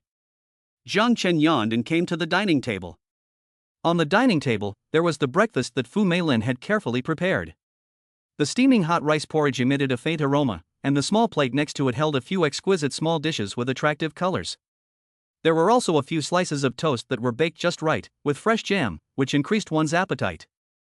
Jiang Chen looked at this sumptuous breakfast table and was very satisfied in his heart. Sure enough, a mature woman is one who can take care of people. Ding, detected that Fu Meilin's radar progress has reached 93%, rewarding the host with firearms proficiency. Jiang Chen's mind suddenly heard the system's beep. Firearms proficiency? This was a good skill, but it was a pity that guns were banned in China, so I guess it was unlikely to be used. That's right. There was a place to experience it. Jiang Chen suddenly remembered that during the military training at Beijing State University, there was a shooting training program, and it seemed to be live-fire shooting. He opened his cell phone and looked through the military training arrangements that had been issued in the WeChat group, and found that today was the day of the shooting training. This opportunity can't be missed. Jiang Chen said darkly, then casually took 2 bites of the breakfast Fu Meilin had made, and then drove the Koenigsegg in the direction of Kyoto State University. After entering the university gates, Jiang Chen was trying to find a place to park. Suddenly there is a stout, wearing a brand-name boy came over. I go. Brother, your car is cool enough ah? Jiang Chen rolled down the window and asked. Are you? Boy scratched his head, introduced himself. I am a senior student of the College of Physical Education. My name is Luo Huaqiang, you call me strong son on the line. He could not help but touch the body of the Koenigsegg, said enviously. This car is more than my Lamborghini Bull gripping, brother, you are not the local Beijing state, right? Jiang Chen shook his head. Not. Luo Huaqiang, somewhat embarrassed, rubbed his hands, said. Brother, can you let me on your car to sit on the line? Luo Huaqiang, hands together, prayed. Jiang Chen look at him, a big brand, and drive a Lamborghini Bull, should also be a homesome strength of the rich second generation. Although Luo Huaqiang dressed pompous, but the attitude does not let people hate, so Jiang Chen nodded. Come up. Hey, thanks brother. Luo Huaqiang waited for Jiang Chen to get out of the car, so he couldn't wait to sit in the driver's seat. He surveyed the center console and interior that was comparable to a combat driver's cab, and his eyes were glowing. TSK, it's really worthy of being a multi-million level luxury car, it's just not the same. Brother, what's your name? Jiang Chen. Jiang Chen brother, are you interested in joining the Ace Supercar Club in our capital city? Luo Huaqiang said to himself, I'm not lying, I'm the vice president of this club. If you can join in, then we will become the top supercar club in Beijing City. Jiang Chen saw Luo Huaqiang's excited look, smiled, and shook his head. Sorry, I don't want to join the club or anything for the time being. Jiang Chen looked at the Patek Philippe in his hand. Sorry, I still have something to do, I have to go first. Luo Huaqiang heard, cannot help but be a little disappointed, but still rushed down from the car. Well, if brother Jiang Chen, when you are interested, you can contact me at any time, this is my business card. Luo Huaqiang took out a business card and handed it over with both hands in a very respectful manner. Jiang Chen took the card. Jiang Chen accepted the business card, then lightly stepped on the gas pedal and drove towards the direction of the military training ground. Luo Huaqian looked at the back of the Koenigsegg and couldn't help but lament. This car is also too awesome. No, we must pull him into our club. At this time in the broad playground of Beijing State University, the freshmen are gathering around the shooting range that has just been set up, excitedly discussing the upcoming shooting training. I heard that this shooting training is live fire, so exciting. Yes, I've always wanted to touch a gun since I was a kid, and I'll finally have the chance this time. The instructors are busy preparing to make sure that every step of the process is perfect. Students, shooting training opportunities are hard to come by, we must cherish. I will first explain the use of rifles. The instructor said seriously, holding a demonstration Type 95 automatic rifle in his hand. Jiang Chen parked his Koenigsegg on the side of the road, walked over to the instructor and greeted him. Instructor, I'm late, sorry. The instructor glanced at him and nodded. Well, hurry up and get in line, training will start soon. Jiang Chen answered and quickly found his position. Remember, when shooting, you must keep your breathing steady, aim at the target, and pull the trigger gently and decisively. The instructor emphasized again. Then, the instructor began to demonstrate the shooting action, attracting a burst of admiration from the crowd. Okay, now it's your turn. After the instructor finished speaking, he asked the students to go up and shoot in turn. Jiang Chen was in the center of the line, and the people in front of him went up one by one. Estimated that everyone is the first time to touch the gun sake, but no one hit the bullseye, the only one hit, but also just a ring. Finally, it was Jiang Chen's turn. He walked up and took the rifle handed by the instructor, and inexplicable excitement surged in his heart. He took a deep breath, adjusted his posture according to the instructor's instructions, and aimed the rifle at the distant bullseye. Bang! A gunshot pierced the sky. Jiang Chen only felt his shoulder being lightly shaken, and immediately afterward, he saw a hole appear on the distant target paper. 10 rings. The instructor's voice came with a hint of surprise and appreciation. Jiang Chen smiled faintly, secretly pleased in his heart. It seemed that this firearms proficiency skill really wasn't something to be reckoned with. He had easily hit a good score of 10 rings with hardly any aiming. Awesome, Brother Chen, you've practiced. Before? Yeah, how did you do it? Why am I off target every time? Xiande and the others beside him asked curiously. Jiang Chen shook his head. No, maybe it was more luck. He didn't want to expose his secret too much. In the next shooting training, Jiang Chen's performance had always been very good. Almost every shot was able to hit 10 rings steadily. Not only did his performance impress his classmates, even the instructor was full of praise for him. After the shooting training was over, the instructor purposely walked over to Jiang Chen and asked seriously. Jiang Chen, your performance today was outstanding. Have you ever considered joining the army? Chapter 44. Are you sure it's him? Jiang Chen was slightly stunned. He didn't expect the instructor to make such a suggestion. He looked up at the instructor and smiled slightly. Sorry, instructor, I have no intention of becoming a soldier. When the instructor heard this, a hint of disappointment flashed in his eyes, because with a counterintuitive sense of marksmanship like Jiang Chen's, he was simply born to be a good sniper. Well, I just think it's a shame to waste your talent. If you change your mind in the future, feel free to come and find me. Jiang Chen's instructor's name is Wang Meng, less than 30 years old, has been promoted to company commander, in the army or some connections. If he could unearth a genius like Jiang Chen, then he would be considered to have made a mark. Understood, thank you, instructor. Immediately after training for a while longer, Wang Meng told everyone to rest in place. Brother Chen, did you bring any water? The heat was unbearable. Bai Yuntao was already thirsty. Jiang Chen shook his head. No, but someone should come to bring me water in a moment. This was something that made the nearby Marco hear, and then inwardly, he was jealous again. Last time Jiang Chen had made him lose face in front of the crowd, and he was contemplating how to get back at Jiang Chen. Surname Jiang, you really aren't picky, you pick up an airfield like Yu Youwei. Marco secretly crickets behind his back. He just recently talked about a hot girlfriend, although the face value is not as good as Yu Youwei, but the body can definitely pressure her head. Today he also intentionally let his girlfriend bring him water, with the purpose of comparing Jiang Chen. Sure enough, at this moment, a tall, big wavy girl appeared not far away. With a cup of lemon tea in her hand, she walked straight to Marco, handed him the water, and said in a coy voice. Brother Marco, you've worked hard, I've come to bring you water. After saying that, she also deliberately shook the 2 big white rabbits in front of her chest. Thank you, baby, Mua. Marco deliberately wrapped his arms around her and kissed her, at the same time sneaking a glance at Jiang Chen, seemingly saying, loser, compared to me, right? Why isn't your malnourished girlfriend here? Just as Marco was feeling smug, another beautiful figure appeared not far away. The crowd fixed their eyes on it. Isn't that Yi Shihan Yi's school sister? Today's Yi Shihan was wearing a tight white t-shirt, gently bunching up at the hem, outlining her slender waist.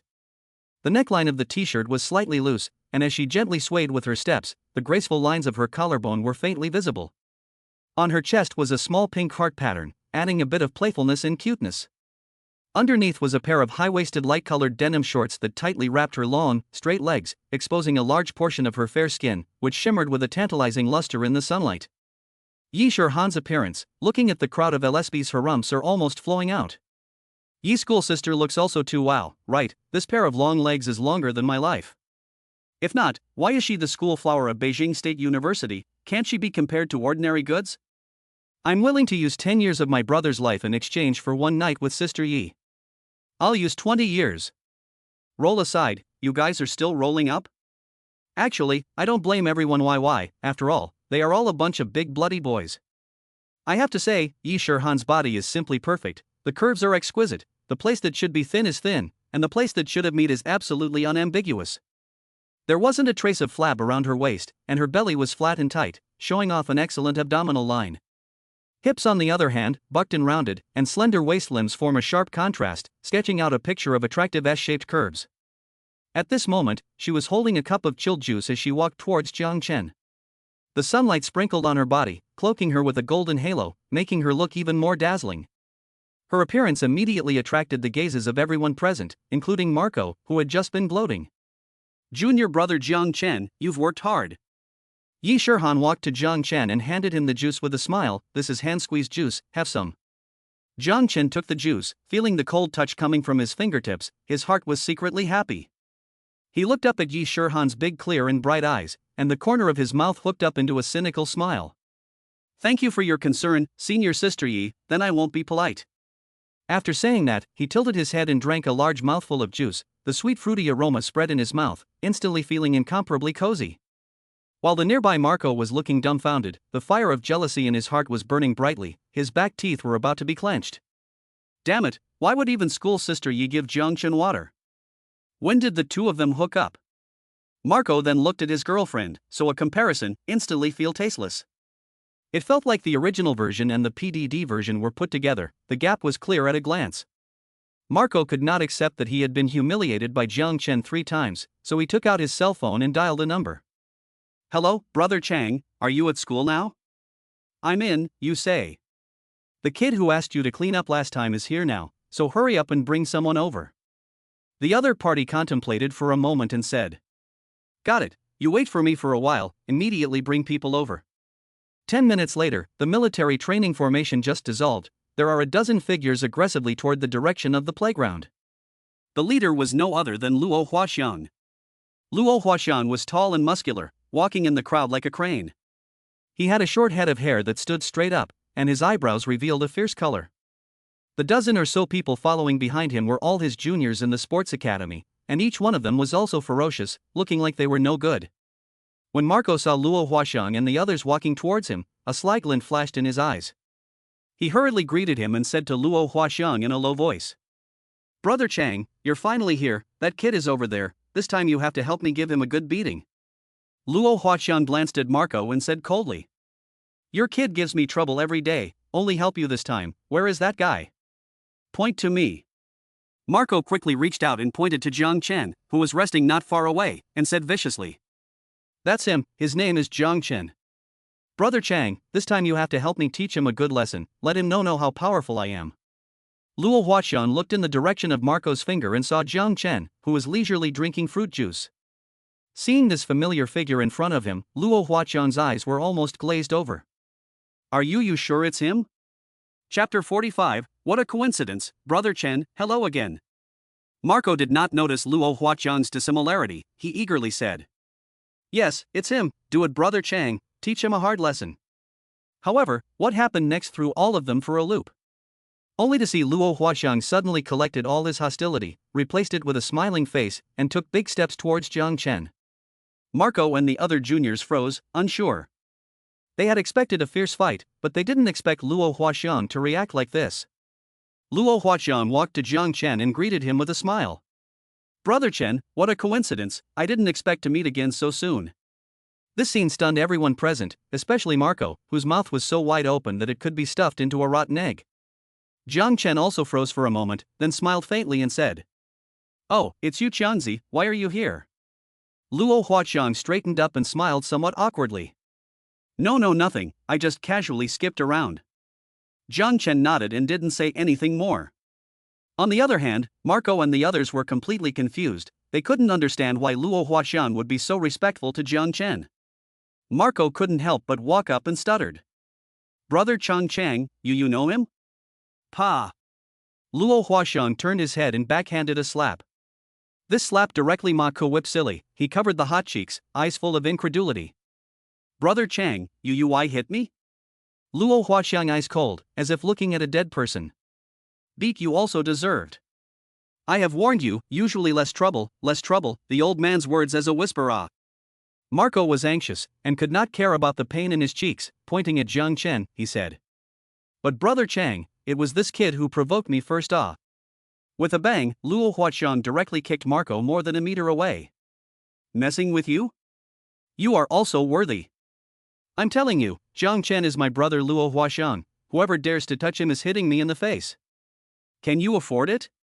Marco sat paralyzed on the ground, his eyes filled with panic. He never dreamed that Jiang Chen was in such a relationship with Luo Huaxiang. The surrounding minions were also silent, not daring to breathe. They usually followed Luo Huaxiang and flaunted their weapons, but at this moment, they were afraid that Luo Huaxiang's anger would spread to them. Jiang Chen also looked at Luo Huaxiang with some surprise. He actually didn't want to have too many encounters with Luo Huaxiang, but he didn't expect that Luo Huaxiang was not a bad person, just knowing right from wrong. He walked forward and patted Luo Huaxiang's shoulder. "Strong son, thanks." Luo Huaxiang turned his head, looked at Jiang Chen, patted his chest and said, "Jiang Chen brother, you are polite, other I dare not say, but in this part of the Beijing State University, who dares to mess with you, report my name on the line." Finished, he turned his head. "That who, Marco, you give me to roll over," immediately apologized to Brother Chen. At this time, even though Marco's heart was full of reluctance, he didn't dare to have the slightest hesitation. He rolled and crawled to Jiang Chen's front, bowed deeply, and said with a trembling voice, Chen brother, I am sorry, it is my eyes that do not recognize him and I have offended you, please be generous and spare me." Jiang Chen looked at Marco indifferently, a hint of teasing flashed in his eyes. He didn't speak immediately, but let this silent atmosphere last for a moment before slowly opening his mouth. "Marco, remember, you won't die if you don't make a mistake. You just got beaten up last time, and you've forgotten so quickly?" I was wrong, Brother Chen." At this time, Marco's face was green for a while and white for a while, and he couldn't wait to find a hole in the ground to drill into. "Marco, listen to me carefully."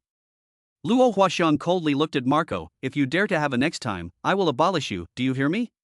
Hear, Brother Chang," Marco said with a trembling voice. At this moment, he no longer had the arrogance and dominance he had before, only fear and awe remained, and at the same time, he also secretly swore in his heart that he would never provoke Jiang Chen again. Jiang Chen patted Luo Huaxiang's shoulder in appreciation. "Right, you said earlier that there was some kind of sports car club?" Since Luo Huaxiang was giving himself a head start, Jiang Chen also decided to sell him a face. Right, it's the Ace Club, in our capital state, it's at least in the top 3 in terms of strength. When you say it like that, I'm a bit interested, so take me to see it some other day." "No problem, Brother Jiang Chen, just call me anytime." Jiang Chen nodded slightly, and after chatting a few more times, he left the playground with Yi Shihan. "Junior brother, you were so handsome just now." Yi Shihan's eyes turned into a set of starry eyes as she looked at Jiang Chen. Every girl worshipped heroes, and she was no exception. The way Jiang Chen taught Marco a lesson just now was simply a display of boyfriend power in her eyes. Ding, Yi Shihan's strategy progress has reached 95%, rewarding ownership of Huai Pictures. Huai Pictures? Jiang Chen has heard of this company. It seems to be one of the top large entertainment companies in the country, and also owns a film and television base that covers tens of thousands of acres in the city of Beijing. "Sister, do you have a class this afternoon?" "No, why?"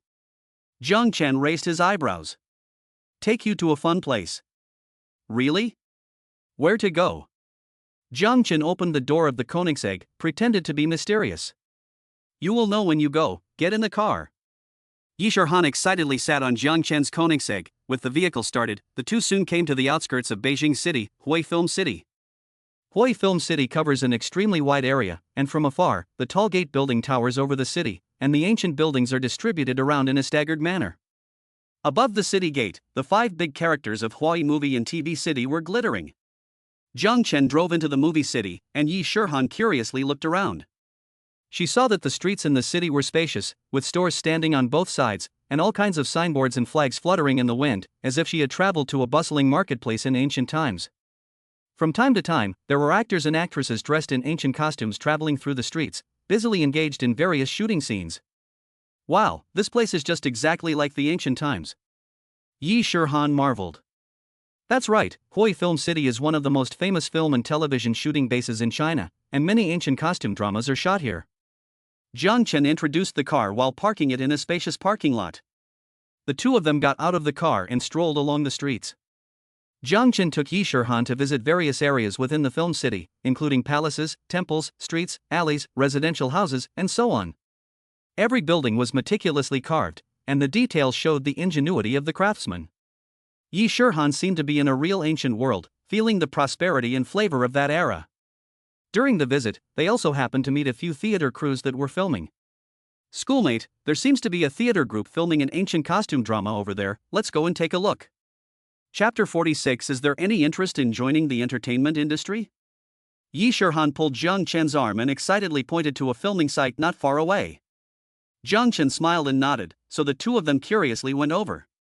They only saw a group of actors wearing gorgeous ancient costumes, filming in an ancient courtyard. The director and cameraman were busily directing, and the lighting and camera equipment was well placed. The clothes they were wearing were so beautiful. Yi Shirhan looked enviously at the gorgeous ancient costumes on those actors. If you like it, I'll customize a few sets for you in the future. Jiang Chen smiled dotingly. Really? Don't lie to me. Yi Shirhan's eyes lit up, looking at Jiang Chen with anticipation. I'm a puppy for lying to you. Jiang Chen laughed. The two of them stood aside and quietly watched the shooting process for a while. Yi Shirhan watched with great interest and let out exclamations from time to time. Click. Suddenly, the director gave an order. Intermission. The actors stopped performing one after another, some started to make up, while others went to the side to rest. At this time, a middle-aged woman who looked like a playwright noticed Jiang Chen and Yi Shirhan. She curiously walked over and smiled. Hello, are you two here to visit the movie city? Yes, we think this place is very interesting, so we came over to take a look. Jiang Chen responded politely. You guys are really a pair. Would you like to consider joining our crew for a cameo role?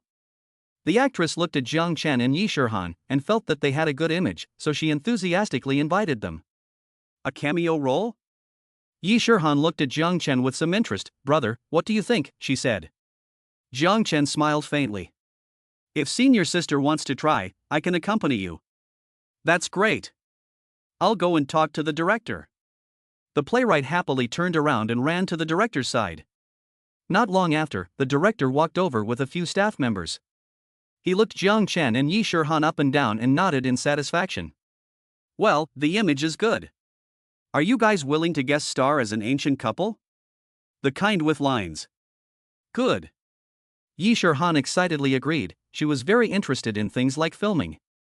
Jiang Chen also nodded in agreement. Seeing that both of them agreed, the director clapped his hands happily. Great. Come on, let's get ready right away. Soon, the makeup artist and costumer came over and brought Jiang Chen and Yi Shirhan to put on their makeup and change their clothes.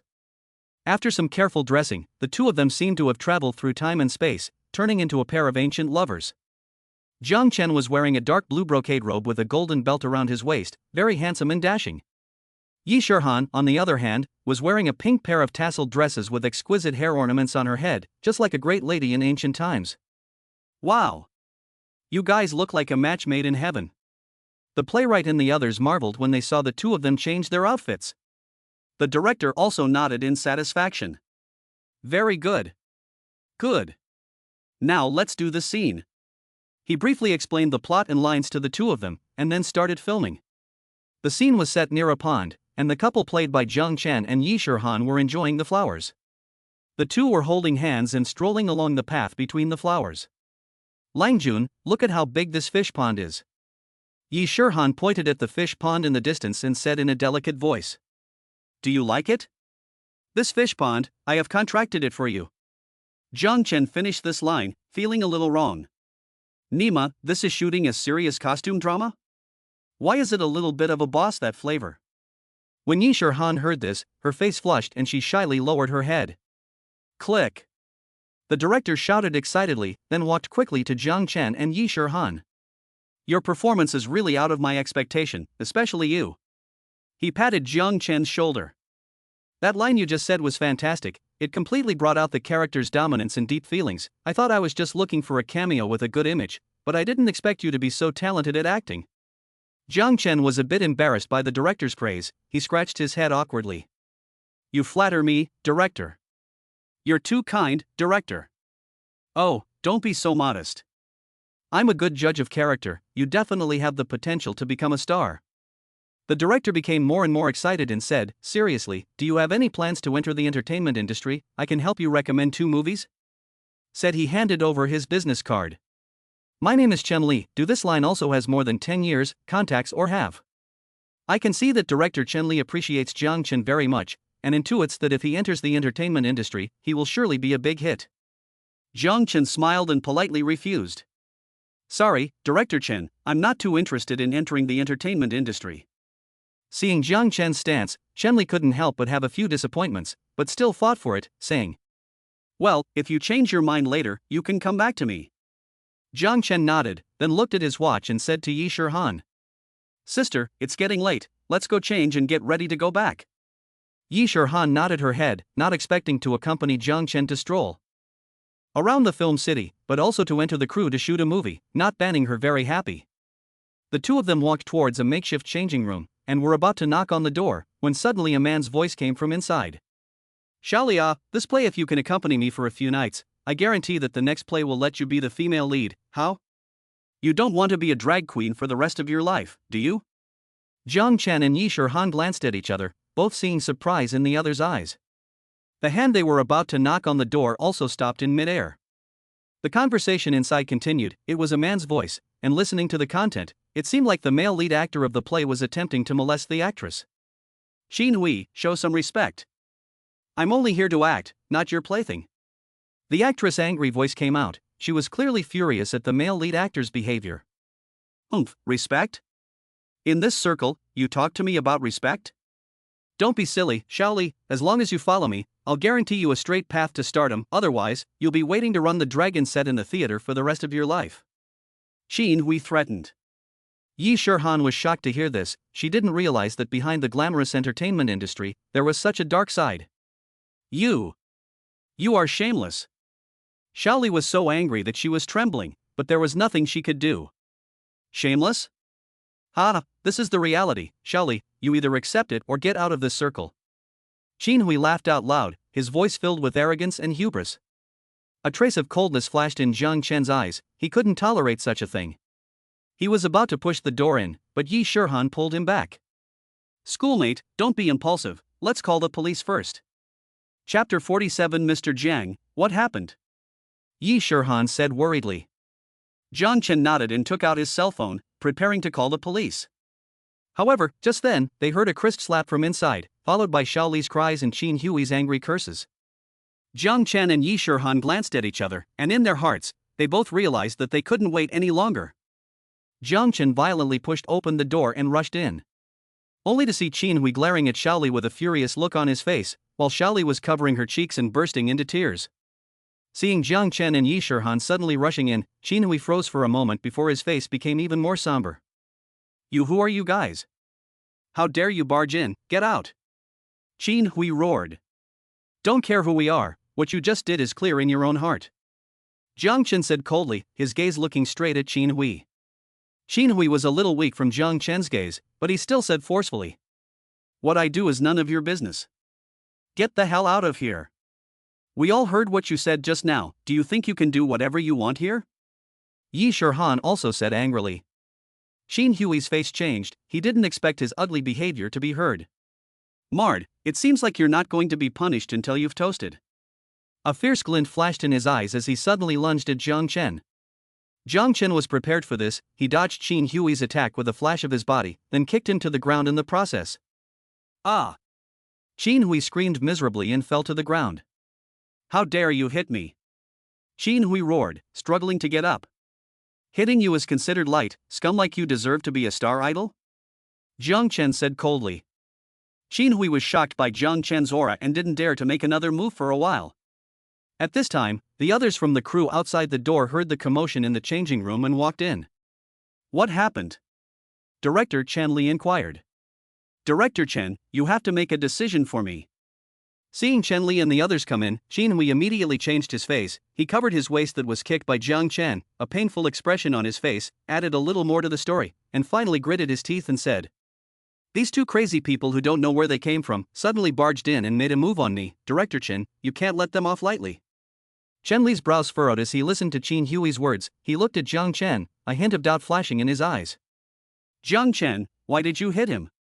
Chen Li asked in a deep voice. Although he had a good impression of Jiang Chen and Yi Shihan, if they were really causing trouble on the set, he couldn't just let it go.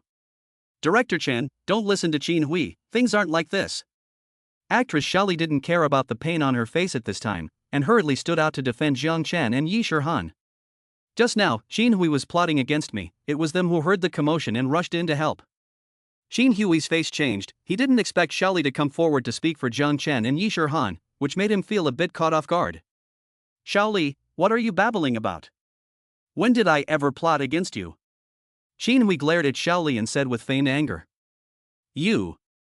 Xiaoli was so angry by Qin Hui's shamelessness that she was trembling, but there was nothing she could do about it. She was just a small actress with no fame, and she couldn't fight a popular star with a background like Qin Hui. Alright, I'll stop arguing. Chen Li bellowed, interrupting the bickering of the crowd. Before the matter was investigated, he could not jump to conclusions. Qin Hui saw that Chen Li seemed to be a little shaken, and immediately took the opportunity to raise the stakes. He straightened up, a smug smile on his face. Chen director, you have to think clearly. I am the male lead of this drama. If the shooting schedule is affected because of these two irrelevant people, or if any bad news is passed out, it will be a great disadvantage to the reputation of the crew. As he spoke, his gaze swept over the others present intentionally or unintentionally, and the actors and staff all lowered their heads, not daring to meet his gaze. Qin Hui's fame and influence was well known within the circle, and no one was willing to offend him easily. Chen Li felt the pressure from all directions, and a wave of annoyance ran through his heart. He understood Qin Hui's meaning, which was nothing more than using his fame to threaten him, so that he would have to make a decision to favor him. Qin Hui, you've gone too far. A surge of anger welled up in Chen Li's heart as he glared at Qin Hui, looking away from him and no longer looking at him. Qin Hui, however, was unimpressed as he walked over to Chen Li's side and said in a voice that only the two could hear. Director Chen, you're a smart man, you should know what's best to do. These two little shrimps, it's not worth you offending me for them. After saying that, he patted Chen Li's shoulder, turned around and walked back into the crowd, as if everything was under his control.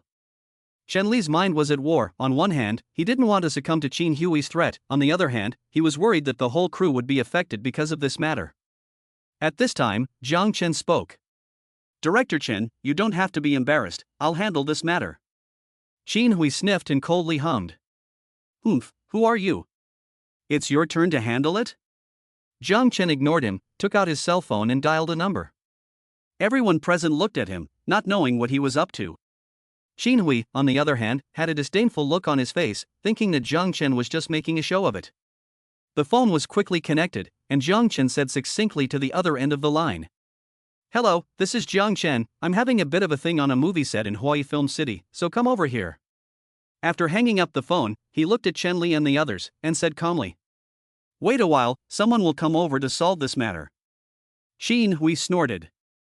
Who do you think you are? Can you just make a phone call and solve the problem? Don't be ridiculous. Other people also began to whisper, do not know how this matter should end. Not long after, a middle-aged man in a suit hurriedly walked in. He looked around, then looked at Jiang Chen, a respectful look on his face. Mr. Jiang, you're looking for me? When the crowd saw this man, they all revealed expressions of surprise. It was because this man was none other than one of the heads of Hawaii Pictures, Zhou Nanyang. When Qin Hui saw Zhou Nanyang, an attentive smile immediately appeared on his face. He quickly stepped forward and reached out his hand wanting to shake hands with Zhou Nanyang. Mr. Zhou, what brings you here? This kind of small matter, where is the need for you to personally come out? Qin Hui said fawningly. Zhou Nanyang, however, didn't shake hands with Qin Hui. He didn't even look at Qin Hui, walked straight to Jiang Chen's face, bowed slightly and said, Mr. Jiang, what happened? Chapter 48 Jiang Chen, you finally came. Zhou Nanyang asked respectfully, his tone revealing his respect and awe for Jiang Chen. This scene caused everyone present to freeze, including Qin Hui. They hadn't expected that Jiang Chen would actually be able to call the top management of Huai Pictures, and looking at Zhou Nanyang's attitude, he seemed to be very respectful to Jiang Chen. Qin Hui's face became ugly, he felt like he had been slapped hard. He had previously thought that Jiang Chen was just playing a trick, but he hadn't expected the other party to actually have such energy. This person harassed the actresses on the set and even attempted to molest them. I feel that such a person doesn't deserve to remain on the set. Jiang Chen pointed at Qin Hui and said in a cold tone. When Zhou Nanyang heard this, he immediately turned his head to look at Qin Hui. His eyes became stern, as if he was looking at a piece of trash. Qin Hui, how dare you? How dare you do such a thing on the crew of Huai film? Zhou Nanyang angrily shouted, We, Hui, terminate the contract with you, you immediately get out of the crew and don't have to come back in the future. Qin Hui's face instantly turned pale as he couldn't believe what he heard. He struggled to explain but found his voice trembling. No, it's not like that, Mr. Zhou, listen to my explanation. Qin Hui begged. But Zhou Nanyang bowed slightly to Jiang Chen and said, Mr. Jiang, do you think you should block him and then call the police to deal with it? Qin Hui heard the word alarm, as if struck by lightning, the whole person froze in place. Although he was arrogant and domineering before, at this moment he was like a lamb to be slaughtered, helpless and terrified. He turned his head violently to look at Jiang Chen, his eyes filled with remorse. He knew that if Jiang Chen really ordered the police to be called, then not only would his acting career be completely over, he might also face jail time. Jiang Chen, Mr. Jiang, please give me a chance, I know I'm wrong, I really know I'm wrong. Qin Hui's voice was tinged with tears as he walked towards Jiang Chen step by step, and in the end, he even softened his knees and knelt in front of Jiang Chen. This scene stunned everyone present, they had never seen such a humble side of Qin Hui. This big star, who was a shining star in the circle, was now like a dog, kneeling down and begging for forgiveness from Jiang Chen. Jiang Chen looked at Qin Hui, who was kneeling in front of him, without the slightest bit of pity in his eyes. It was as if he had turned a deaf ear to Qin Hui's pleas, and his expression remained as cold as ever. Mr. Jiang, I beg you, give me a chance to reform myself. I am willing to take all the responsibility, as long as you do not call the police. Qin Hui incoherently continued to plead, but Jiang Chen had already turned away, no longer looking at him. Jiang Chen's gaze turned to Zhou Nanyang. This matter will be left to you to deal with, and I hope that it will be dealt with severely as a warning to others. Zhou Nanyang heard, immediately nodded, and replied. Yes, Mr. Jiang. I will definitely deal with this matter strictly and will not tolerate it. Said, he looked toward the still kneeling on the ground Qin Hui, eyes flashed a trace of disgust, and then ordered the security guards. You bring him down to custody, do not let him escape. Yes. Two tall security guards came forward, and set Qin Hui away from the room as if he were a chicken cub. Zhou Nanyang walked up to Jiang Chen and respectfully asked. Mr. Jiang, when are you going to inspect the group? I will arrange the trip in advance. Jiang Chen waved his hand. I'll inform you when I go. Okay, Mr. Jiang. After instructing Zhou Nanyang something, Jiang Chen took Yi Shirhan's hand and left Huai Film City. In the car, Yi Shirhan asked excitedly. Senior, just how many more secrets are you hiding from me? Why do the executives of Huai Film City call you Mr. Jiang? Jiang Chen touched a handful of Yi Shirhan's white thighs and laughed. I have a lot of secrets, if I tell you all of them, then there won't be any surprises in the future? Hate. Yi Shirhan shyly lowered her head, quietly moved her legs away, and skimmed her mouth. Humph, you really men are all big pigs' hooves, men's mouths, deceitful ghosts. Jiang Chen was not angry, but came to Yi Shirhan's ear. Sister, why don't you not go back to the dormitory today? I want to find you to tutor foreign languages. Yi Shirhan understood the meaning of Jiang Chen's words and shyly lowered her head, no longer speaking. Ring ring ring. Just when Jiang Chen was planning to further launch his offensive, his cell phone rang, an unfamiliar number. Seeing this unfamiliar caller, an ominous premonition rose in Jiang Chen's heart, and he pressed the answer button. Hello, which one? The phone was silent for 3 seconds, came a low voice. Jiang Chen, right? Your woman in my hands, limit you within 1 hour's time, to the western suburbs of Beijing City, abandoned construction site, out of date. Immediately after, a woman's voice came from the handset. It was Fu Meilin. Jiang Chen, you do not come over, they set a trap waiting for you. Splat. Shut up, damn woman, don't say what you shouldn't say. The man gave Fu Meilin a slap on the face and continued. Do you hear me? I'll only wait 1 hour, or I'll tear the ticket. Jiang Chen's face instantly became somber, and a hint of coldness flashed in his eyes. Got it, I'll be right over. He hung up the phone, looked at Yi Shirhan, and said in a deep voice. Sister, I have some urgent matters that need to be dealt with, so you go back to school first. Yi Shirhan heard Jiang Chen's tone and knew that the matter might be serious. She didn't ask more questions, she just nodded her head obediently. Then you be careful, school brother. Jiang Chen nodded and opened the car door for her to get out. He took a deep breath, then dialed a number. Hello, it's me. Now immediately check a location, the abandoned construction site in the western suburbs of Beijing City, then bring someone over, the faster the better. After saying that, he hung up the phone and drove to the western suburb construction site at fire speed. The Koenigsegg drove on the bumpy dirt road for nearly half an hour and finally arrived at the western suburb construction site. Jiang Chen got out of the car and looked around, only to see that the place was desolate, with abandoned buildings in a state of disrepair and debris everywhere. The construction site was overgrown with weeds, and some abandoned construction materials were scattered all over the place, making it look particularly messy. It had been a long time since anyone had been here, and the air was filled with a rotten odor. Jiang Chen frowned and carefully walked forward. He knew that he had to remain calm and not be negligent at all now. Fu Meilin's safety was in his hands now. Jiang Chen walked forward while observing his surroundings. Suddenly, he heard a faint cry. He followed the sound and saw that in an abandoned shed, Fu Meilin was tied to a chair by a few men, her face covered in tear stains. Jiang Chen, you finally came. Chapter 49. You also underestimate our Zhou family. A man with a delightfully thin figure walked out from the shadows, coldly looking at Jiang Chen. There was a sardonic smile on his face, and he held a brightly shining dagger in his hand. This man was no one else, it was none other than Zhou Mingquan, the view of the Green Cloud Society. Are you the one who called me? Jiang Chen asked coldly. Not bad, it is me. Zhou Mingquan nodded. Recently my people have suffered a lot of losses in your hands. Your woman is now in my hands. If you don't want anything to happen to her, then obediently listen to me. Jiang Chen didn't say anything, he just stared at the man tightly. He knew that any words would be redundant right now, and he could only act as he saw fit. When Zhou Mingquan saw that Jiang Chen didn't say anything, he thought that he was afraid, so he couldn't help but become even more complacent. He walked to Fu Meilin's side, pointed a knife at her throat and threatened. Jiang Chen, I'm giving you 2 choices now, either you kneel down and beg me, or I'll slash your throat. Facing Zhou Mingquan's threat, Jiang Chen remained calm. He took a deep breath then slowly exhaled, a cold light flashed in his eyes. Immediately afterward, his body moved like lightning as he rushed towards Zhou Mingquan. Zhou Mingquan did not expect Jiang Chen to suddenly launch an attack. He reacted when it was too late. Only to see Jiang Chen a heavy punch ruthlessly smashed in Zhou Mingquan's face. Bang! Zhou Mingquan was Jiang Chen's fist smashed dizziness, the whole person leaned back, the hand of the dagger also flew out of the hand. Jiang Chen took the opportunity to step forward, grabbed him by the collar and slammed him to the ground. Ha! Zhou Mingquan let out a miserable scream, feeling like his bones were going to be broken by the fall. He struggled to get up, but Jiang Chen had already stomped on his chest, making him unable to move.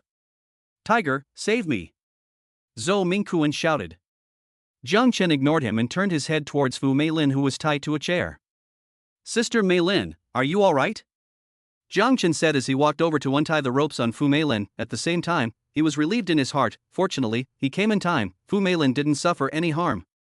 However, just as Jiang Chen was about to leave with Fu Meilin, a sudden sound of breaking wind came. Jiang Chen turned his head violently, only to see a man with a long and pleased figure and a red birthmark on his face was rapidly rushing towards him, holding a brightly shining tang knife in his hand. This man was none other than the top assassin hired by Zhou Mingquan, Flower-Spotted Tiger. Jiang Chen's brows furrowed slightly when he saw this, but instead of panicking, he responded calmly. He pushed Fu Meilin behind him to keep her away from the danger, and then met the Flower-Spotted Tiger.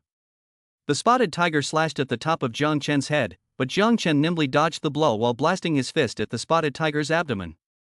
However, the spotted tiger's reaction speed was also extremely fast as he quickly sidestepped Jiang Chen's fist, then swept his sword across to Jiang Chen's waist. Jiang Chen dodged the knife with a backflip and then kicked the spotted tiger's wrist.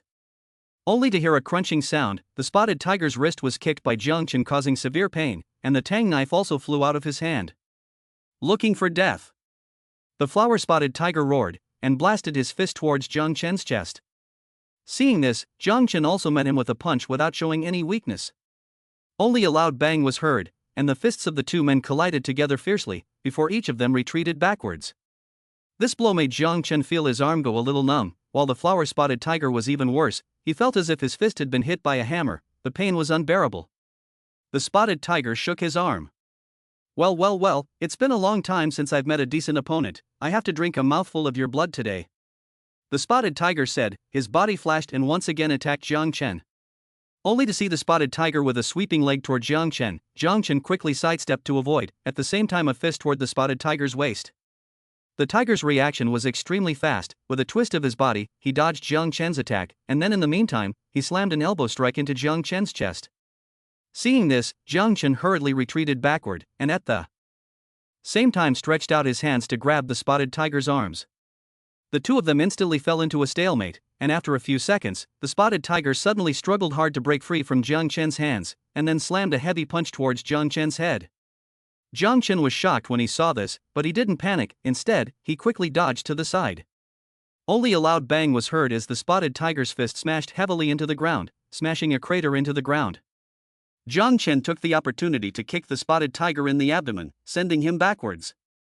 After the spotted tiger stabilized its stance, it roared angrily and charged at Jiang Chen once again. The fight lasted for several minutes, and the spotted tiger had gradually fallen into a disadvantage. His attacks became more and more messy, while Jiang Chen became more and more relaxed. Finally, during one of the sparring sessions, Jiang Chen caught the flower-spotted tiger's break and slammed a heavy punch onto his chest. Put! The flower-spotted tiger was smashed by Jiang Chen's punch and spat out blood from his mouth. His entire body flew backwards and fell heavily on the ground. He struggled to get up, but it was beyond his strength. Jiang Chen walked to the flower-spotted tiger and looked at him coldly. "You lost." The flower-spotted tiger looked up at Jiang Chen and then fainted. At this time, a clutter of footsteps sounded not far away, and Jiang Long arrived with dozens of bodyguards from Beacon Security, quickly controlling the scene. "Mr. Jiang, are you all right?" Jiang Long came to Jiang Chen and asked. "It's fine, get him under control and hand him over to the police."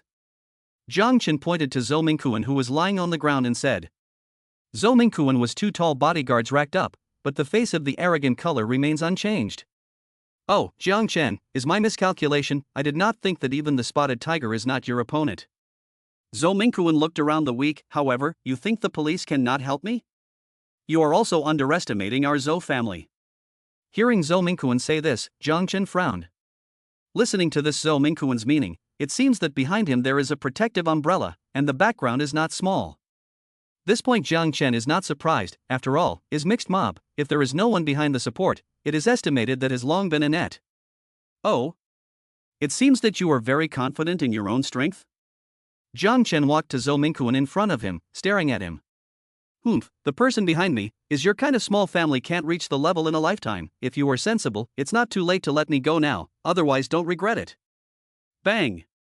Before he could finish, Jiang Chen struck the leg, hitting Zhou Mingquan squarely in the center. Ow! Zhou Mingquan let out a miserable scream. His hands covered his crotch, instantly prostrate on the ground, cold sweat. My second brother. Chapter 50. Zhou Mingquan's background. Although Jiang Chen's this broken foot did not use his full strength, it is estimated that it also made Zhou Mingquan have no relationship with women for the rest of his life. "Did you call the police?" Jiang Chen asked. Reported, the police should come immediately. 10 minutes later, the brigade of special police surrounded the scene. Zhou Mingquan and others were arrested. "Mr. Jiang, there seems to be someone behind this Green Cloud Society to support it. Do you have a way to deal with it?" Ding! Congratulations to the host for completing the task of rescuing the bound girl, rewarding a top identity card with immediate effect, as well as rewarding Zhou Mingquan with evidence of the violation of the law. Immediately after, a USB flash drive appeared in Jiang Chen's pocket. "Did you bring a computer?" Jiang Chen asked. "Brought." Jiang Long was a bit puzzled, but still immediately took out the laptop from the car. Jiang Chen inserted the USB flash drive into the computer, and a large amount of evidence about Zhou Mingquan as well as the Green Cloud Society's lawlessness appeared inside. There was also a top-tier identity card, and he didn't know what it was for. Jiang Chen felt that he was now the top rich second generation in the country, and if he went one step further, could it be? Suddenly, a stream of new memories flooded into Jiang Chen's mind. Jiang Chen froze for more than 10 seconds before he reacted. He nodded and said to Jiang Lone, "Don't worry, I have my own arrangements. You go and do an important thing for me. Print out the documents on this USB flash drive and give them to a person." At the same time, the capital city police department, inside the office of the director Yu Youwei. "What? Zhou Mingquan of the Green Cloud Society has been arrested? Suspected of kidnapping and intentional homicide?" Snap. Yu Youwei heard this sentence, happy to slap the table. "Great, this Qing Yun will finally let us to seize the handle. Immediately bring him to the interrogation room. Interrogation, more arrangements for a few people to guard, any idle people shall not approach." After putting down the phone, Yu Youwei immediately felt refreshed. To know the Green Cloud will he stared for a long time, due to Zhou Mingquan do more thorough, almost let him cannot catch handle, so the most is to catch some of the top of the little brother. This time, I do not know what reason, actually will Zhou Mingquan caught on the spot, not only for the people to get rid of the harm, but also a great merit. Ding bell. Just as Yu Youwei was preparing how to interrogate Zhou Mingquan, the red line on the phone rang. Yu Youwei frowned, his heart immediately had an ominous premonition. It was important to know that the only people who could call into this phone were the leaders at the top. Who would be calling at this juncture? With a hint of apprehension, Yu Youwei picked up the phone, and a dignified voice came from the receiver. "Hello, this is Wu Wentao from the city cabinet." Yu Youwei heart shocked. Wu Wentao is a big leader of their city, usually like this direct call to him is not common. He immediately adjusted his state of mind and responded respectfully. "Hello leader, what are your instructions?" "Yu Youwei, I heard that you arrested a person called Zhou Mingquan." Although Wu Wentao's voice is calm, but Yu Youwei can feel the pressure contained in it. "Yes leader, Zhou Mingquan suspected of kidnapping and intentional homicide, we just arrested him." Yu Youwei replied cautiously, at the same time his heart began to beat the drums, not knowing what Wu Wentao meant by suddenly asking about this. "Well, I understand the situation, but, Yu Youwei, you release the person immediately now." Wu Wentao's tone suddenly became serious, as if he was giving an unquestionable order. Yu Youwei froze, he didn't expect Wu Wentao to make such a request. Release the man? That was a felon that they had managed to capture with great difficulty. He hesitated and tried to fight. "Leader, this Zhou Mingquan is something we caught with great difficulty, and his crime."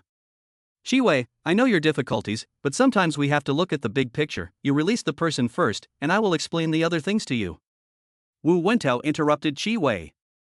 Yu Youwei was silent for a moment. He knew that since Wu Wentao had said this, there must be some kind of ulterior motive between him and the Green Cloud Society. If he just let the person go, then where was the prestige of the law? He took a deep breath and said firmly, "Sorry leader, I can't do this. Zhou Mingquan is a felon, I must act according to the law." On the other end of the phone came Wu Wentao's cold laughter. "Yu Youwei, you have big guts. How dare you disobey my orders? Do you know the consequences of doing so?"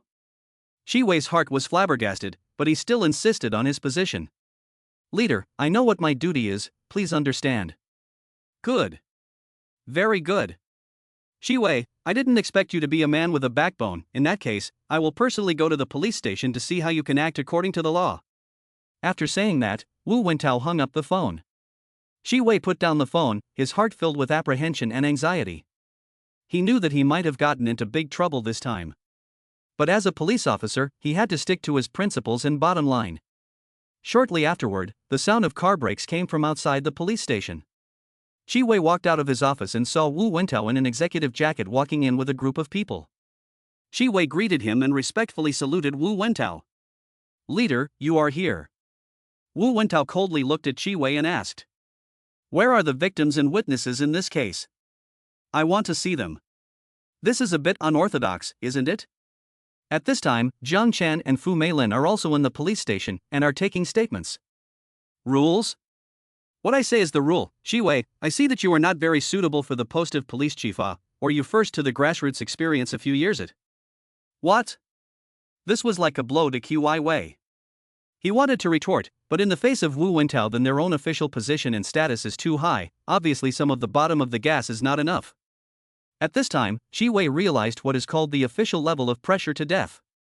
There are times when even if he wants to uphold justice, that dark cloud in the sky is enough to crush him to death. Humph, you first suspended to reflect on it, this case is handed over to me to be responsible for. After saying that, Wu Wentao pushed open the door and walked into the interrogation room. At this time the interrogation room Zhou Mingquan, the wound has been bandaged, the face of the criminal police questioning, obviously some impatience. Said this matter with me, I just passing understand? If you were just passing by, why did you pass out at the scene and have your D shattered? You stepped on the horse's D only broken. Zhou Mingquan Jira tight, angry and furious rode. As soon as this matter was mentioned, he couldn't wait to break Jiang Chen into pieces. At this time, the door of the interrogation room was opened and Wu Wentao walked in. Seeing Wu Wentao's arrival, Zhou Mingquan clearly brightened up, a second uncle almost came out of his mouth, but still held it in. The reason why Wu Wentao is so concerned about Zhou Mingquan's matter is because Zhou Mingquan is not an outsider, but his own nephew. Of course this matter removed a few beloved outside, anyone does not know. And so many years, Zhou Mingquan is also with its wolves, willing to act as Wu Wentao's white gloves. Because of this, Wu Wentao used Zhou Mingquan black money, all kinds of bribery, only to be able to in just a few years' time to soar, and even into the cabinet of the city of Beijing, became the top of the pyramid of the big man. Now the great nephew out of the matter, Wu Wentao cannot dare to leave the matter. One is to cut off the financial road, the second is in case Zhou Mingquan mouth is not strict, casually confess to something, that can be enough for him to drink a pot. Ahem, that, you first out. Chapter 51 Jiang family's big shot debut. Wu Wentao said to the interrogating criminal police. Yes. The criminal police officer wondered in his heart, but didn't dare to ask more questions, so he had to pack up his things and walk out. When Zhou Mingquan saw Wu Wentao's arrival, his heart was instantly energized, and the two exchanged a look with each other. Zhou Mingquan understood, immediately shouted. I was wrongly accused. Quickly let me out. Wu Wentao pretends serious shouted. Shout what? We will not wrongly arrest a good person, also will not let a bad person, you know the situation honestly explain. Finished, Wu Wentao signaling subordinates. You are responsible for taking notes, remember, must be truthful. Yes, leader. Of course, the subordinate understood Wu Wentao's meaning and said immediately. Wu Wentao nodded, then walked out of the interrogation room and came to the room next to Jiang Chen and Fu Meilin. Turn off the camera. Wu Wentao ordered. Leader, this is a bit inappropriate, isn't it? What's inappropriate about it? If I tell you to turn it off, you turn it off. It's fine. The staff didn't dare to disobey Wu Wentao's order, so they had to obediently do as they were told. After turning off the video equipment, Wu Wentao stared at Jiang Chen with his hands behind his back and said. Your name is Jiang Chen, right? My name is Wu Wentao, you should have heard of me. Wu Wentao paused and continued. Talk to you about a condition, this matter is so past, I Wu Wentao owe you a favor, in the future, if there is something, you can come to me. In the eyes of ordinary people, Wu Wentao this sentence is full of weight. You have to know that he is a key member of the city cabinet, and in the future, he may even become the third or even second in command of the capital city. This kind of power, in the city of Beijing can be said to be the only hand to cover the sky. Wu Wentao's words fell, but Jiang Chen only smiled coldly, with a few moments of mockery in his eyes. He slowly stood up and locked eyes with Wu Wentao, not budging in the slightest, saying, Big leader Wu, your favor is really worth a lot of money, however, I have a quirk that I don't like to owe favors, and even more so, I don't like it when other people owe me favors, so, this condition of yours is worthless to me. Wu Wentao's face instantly became ugly. He didn't expect the seemingly ordinary young man to be so faceless and directly reject him. In the capital city, no one had ever dared to speak to him like this. He forced down the anger in his heart and tried his best to make his voice sound calmer. Jiang Chen, I hope you can understand that there are times when there is only one chance, and if you miss it, you may never have it again. Chance? Jiang Chen asked rhetorically, your so-called opportunity is for me to give up justice and spare a criminal? Big leader, I wouldn't dare to take your chance. Wu Wentao was completely enraged by Jiang Chen's words, his face turned blue and a spark flashed in his eyes. However, Jiang Chen was undaunted and continued to taunt. Wu Wentao, as a key member of the city's cabinet, you are sheltering a criminal like this, it's really an eye-opener. I wonder if your career will be affected if this matter spreads out? You. Wu Wentao furiously pointed at Jiang Chen, but he couldn't say anything. He didn't expect this young man to be so cunning that he knew his old ways. Jiang Chen, however, was unmoved and continued. Don't think that no one knows about those hooks you did. Zhou Mingquan is your nephew. For so many years you have been working together in a lopsided manner, using his gang-related organization to enrich you. These things, as long as I want to, at any time, I can make them public. Wu Wentao's face instantly turned pale. He didn't expect Jiang Chen to know so much. How do you know all this? This you don't have to care about. Jiang Chen laughed. Wu Wentao took a deep breath, trying to calm his agitation. He knew that he couldn't panic at this moment. He had to find a way to stabilize Jiang Chen. So, he changed his tactics and his voice became a little softer. Jiang Chen, I admit that you do have some unfavorable information against me, but you have to know that there are no absolute enemies in this world, there are only eternal interests, and if you are willing to do so, you can join my command.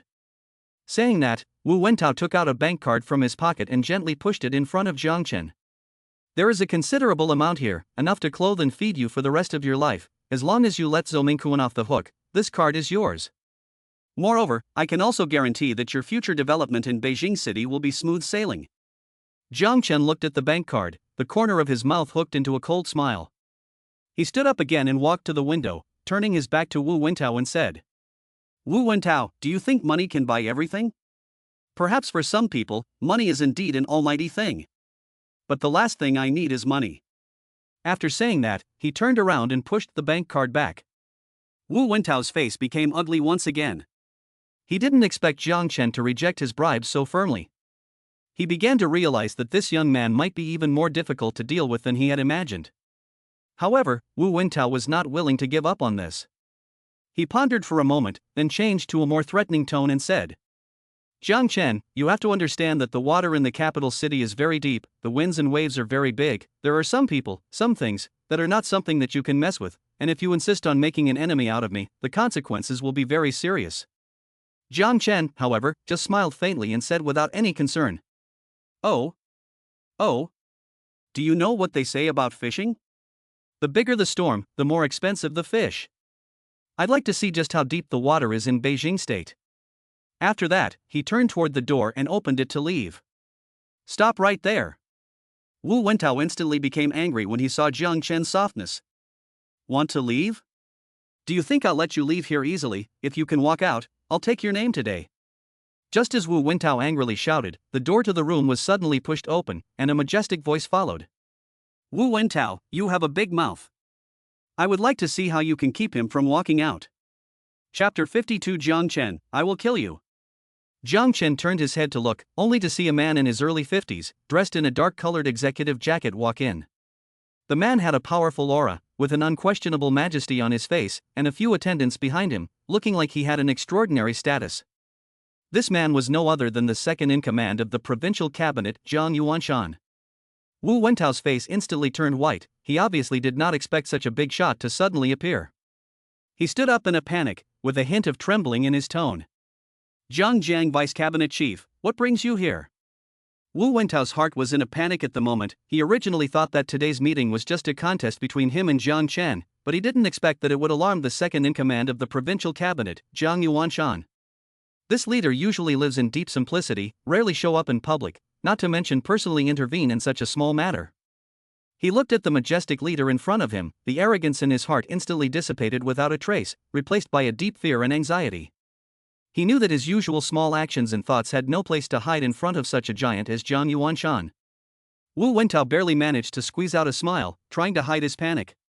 Leader, this is really a misunderstanding. I was dealing with some work matters, I didn't expect to startle you.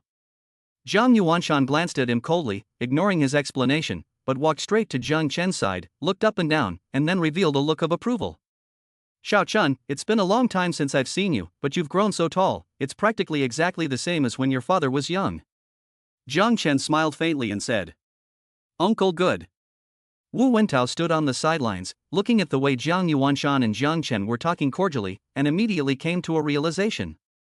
Jiang Chen, Jiang Yuanshan, it turned out that they were both Jiang family members. Wu Wentao's mood at the moment could be described as a mixed bag of emotions. He felt like he had been viciously swung by fate. He originally thought that Jiang Chen was just a young man with some background, but he didn't realize that his background was so deep enough to make him, the city leader, feel fear. After Jiang Yuanshan exchanged a few pleasantries with Jiang Chen, he turned around and his face instantly became serious as he looked towards Wu Wentao and said in a deep voice.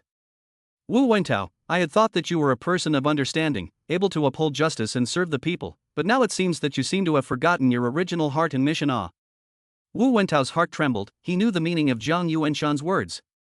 He took a deep breath and tried to explain. Deputy Cabinet Minister Jiang, You don't have to explain. Jiang Yuanshan waved his hand and interrupted him. What you have done, you know in your own heart. Wu Wentao lowered his head, his heart filled with remorse. He knew that he had really kicked the iron plate this time, and this iron plate was also labeled with the word Jiang. Jiang Yuanshan signaled his subordinates to open the door. Go, take me to see that Green Cloud Society leader who was very famous in Beijing State. Saying that, Jiang Yuanshan directly led the crowd to the interrogation room next door. At this time, Zhou Mingquan, under the arrangement of Wu Wentao's subordinates, had already eaten a boxed lunch. But used to eating the mountain delicacies of Zhou Mingquan, obviously in front of the boxed lunch is very dissatisfied.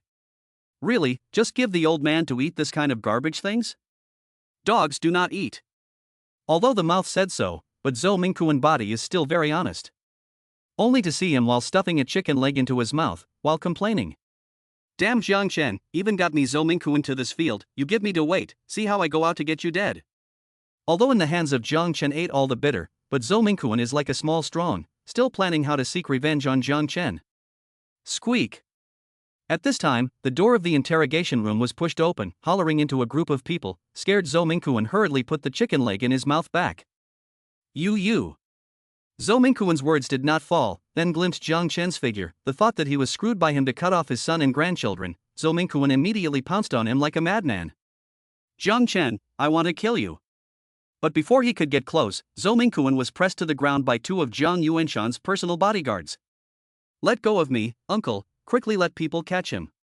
In the heat of the moment, Zhou Mingquan couldn't care less about thinking about it, and let out a cry of uncle. Wu Wentao heard Zhou Mingquan this uncle, immediately felt 5 thunderbolts. He rushed forward, ruthlessly gave Zhou Mingquan 2 slaps. Snap. Snap. Crisp slapping sound echoed in the interrogation room. Zhou Mingquan was hit by the starry eyes, ears buzzing, for a moment actually did not react to what happened. You bastard. Who is your uncle? You punked me. Wu Wentao cursed furiously, his face turning blue, his eyes almost spitting fire. He never expected that the relationship he had been carefully maintaining would be exposed by Zhou Mingquan at such a critical moment. This was great. Not only was his own future ruined, even his entire family could be implicated. Zhou Mingquan was beaten and slumped on the ground, blood oozing from the corner of his mouth. He looked up at Wu Wentao and immediately reacted to the fact that he had said the wrong thing. Right, sorry, yes, I recognized the wrong person. I warn you, don't talk nonsense again, or I won't spare you.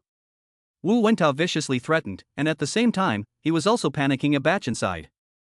However, Jiang Yuanshan just coldly looked at this scene without any expression on his face. Jiang Yuanshan only looked at the scene coldly, without any expression on his face. Jiang Yuanshan asked in a deep voice. Wu Wentao's heart trembled. He knew that he had no way back. He took a deep breath and tried to calm himself down. Deputy Chief Jiang, listen to my explanation. I am not his uncle, I don't know him at all. Jiang Yuanshan coldly looked at Wu Wentao. He did not respond to Wu Wentao's defense, but turned his head to the subordinate beside him and said, Take those documents out. The subordinate nodded yes, then took out a thick folder from his briefcase and handed it to Jiang Yuanshan. Jiang Yuanshan took the folder and gently flipped it open. A series of photos, documents and audio recordings were displayed in front of everyone.